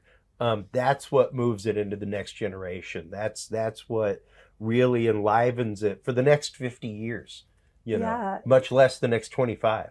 Yeah. And in the talk that you gave at the conference a couple of days ago, I think it was you who mentioned like even video games. Like a great idea would be to develop video games that involved remote viewing. And I know there are some apps that are getting close to that, but it's still not like full-fledged like virtual reality type of games. And I think, like, wouldn't it be cool, like you don't open a door until you remote view what's behind it, or have enough of a description to go through it, or have enough of a hit level to go through it. Like once you're at 60%, we can go to the next level. And let's move to the next training now. And who's going to come out next to attack you, and what weapon are they going to be using to attack you with? I just saw this in my head, and that's dangerous, because now it means I have projects. Exactly. But sincerely, it's really exciting to see where we can leverage new technology in this science. I mean, I tell people all the time, of all parapsychological studies, this is science. It's been in the laboratory since day one. So it's phenomenal. Well, and speaking of science, if you had a video game, then you would be really collecting data. It's probably the best way to be collecting in real time data. It would be really easy to do that. Yeah. And again, there are these apps where there's like IRVA Tournament. Mm-hmm. That's a great app just to like go on and you know, try to describe a picture you're going to see next, or there's Russell Targ's ESP trainer, and you know, there's several others that are pretty cool, but they're not the same as full-fledged video games, and I think that will really be the next thing to really get people engaged. So you know, the ideas are out there. Maybe you have that capability. I have the connections with people who do it. Yeah. So I will definitely be dropping ideas, because that would be really cool. And, you know, once again, to see where we can leverage new technologies, where we can start to bring global communities together. That is really the future placement of this. Thank you so much for your time, literally all weekend. It's been so much fun being able to, typically we're at conference and passing each other in the hallway as you're going in, I'm coming out, things like that. But to be able to, once again, spend time, build community in an event like this, it's really been pleasurable and very, very precious. So thank you. I appreciate it. Yeah, thank you. And we better hurry, because we've got karaoke. We have tonight. karaoke coming up. We have disco party. There's all kinds of activities. Yeah, we're not going to hardly have time to sleep before the program tomorrow. With that in mind, let the audience know where they can go to sign up for your classes personally at your website, things like that, where they can go to get involved with IRVA and find out more about the PRO program. Yeah. So they can go to IRVA.org, IRVA.org, and to learn about my offerings in particular, they can go to DeborahKatz.com, DebraKatz.com, just my name, but to look up the International School of Clairvoyance. Awesome. Awesome. Thank you so much again. It's always a pleasure. Always a pleasure spending time with you. Well, you are online checking out everything from Deborah Katz, as well as the International Remote Viewing Association at IRVA.org, everybody. Make sure to stop on by Curious Realm. CuriousRealm.com is where you can like, follow, subscribe. That's where you can find all of our awesome live videos from events like the International Remote Viewing Association cruise. Thank you so much for tuning in. As always, everybody, thank you for your open hearts, your open minds. Without that, the world does not move forward. Humanity does not march forward. So remember, take care of yourselves, take care of each other, and stay curious. We'll talk to you soon. Bye-bye. Thank you for tuning into this episode of The Curious Realm. Stay tuned for more guests, forbidden topics, and hidden truths. Follow us on social media by searching Curious Realm. To download the official Curious Realm app and view the Knowledge Vault, or become a sponsor of Curious Realm, visit our website at curiousrealm.com. Curious Realm is available on your favorite podcast and video services, curiousrealm.com, as well as KGRA Radio, APR TV, and the official Curious Realm app for Roku devices. Curious Realm is a proud member of the Ground Zero Media and Aftermath Media family of podcasts. For more great shows and members-only content, visit aftermath.media today. Thanks for listening. Stay curious, and remember, the other side is always watching.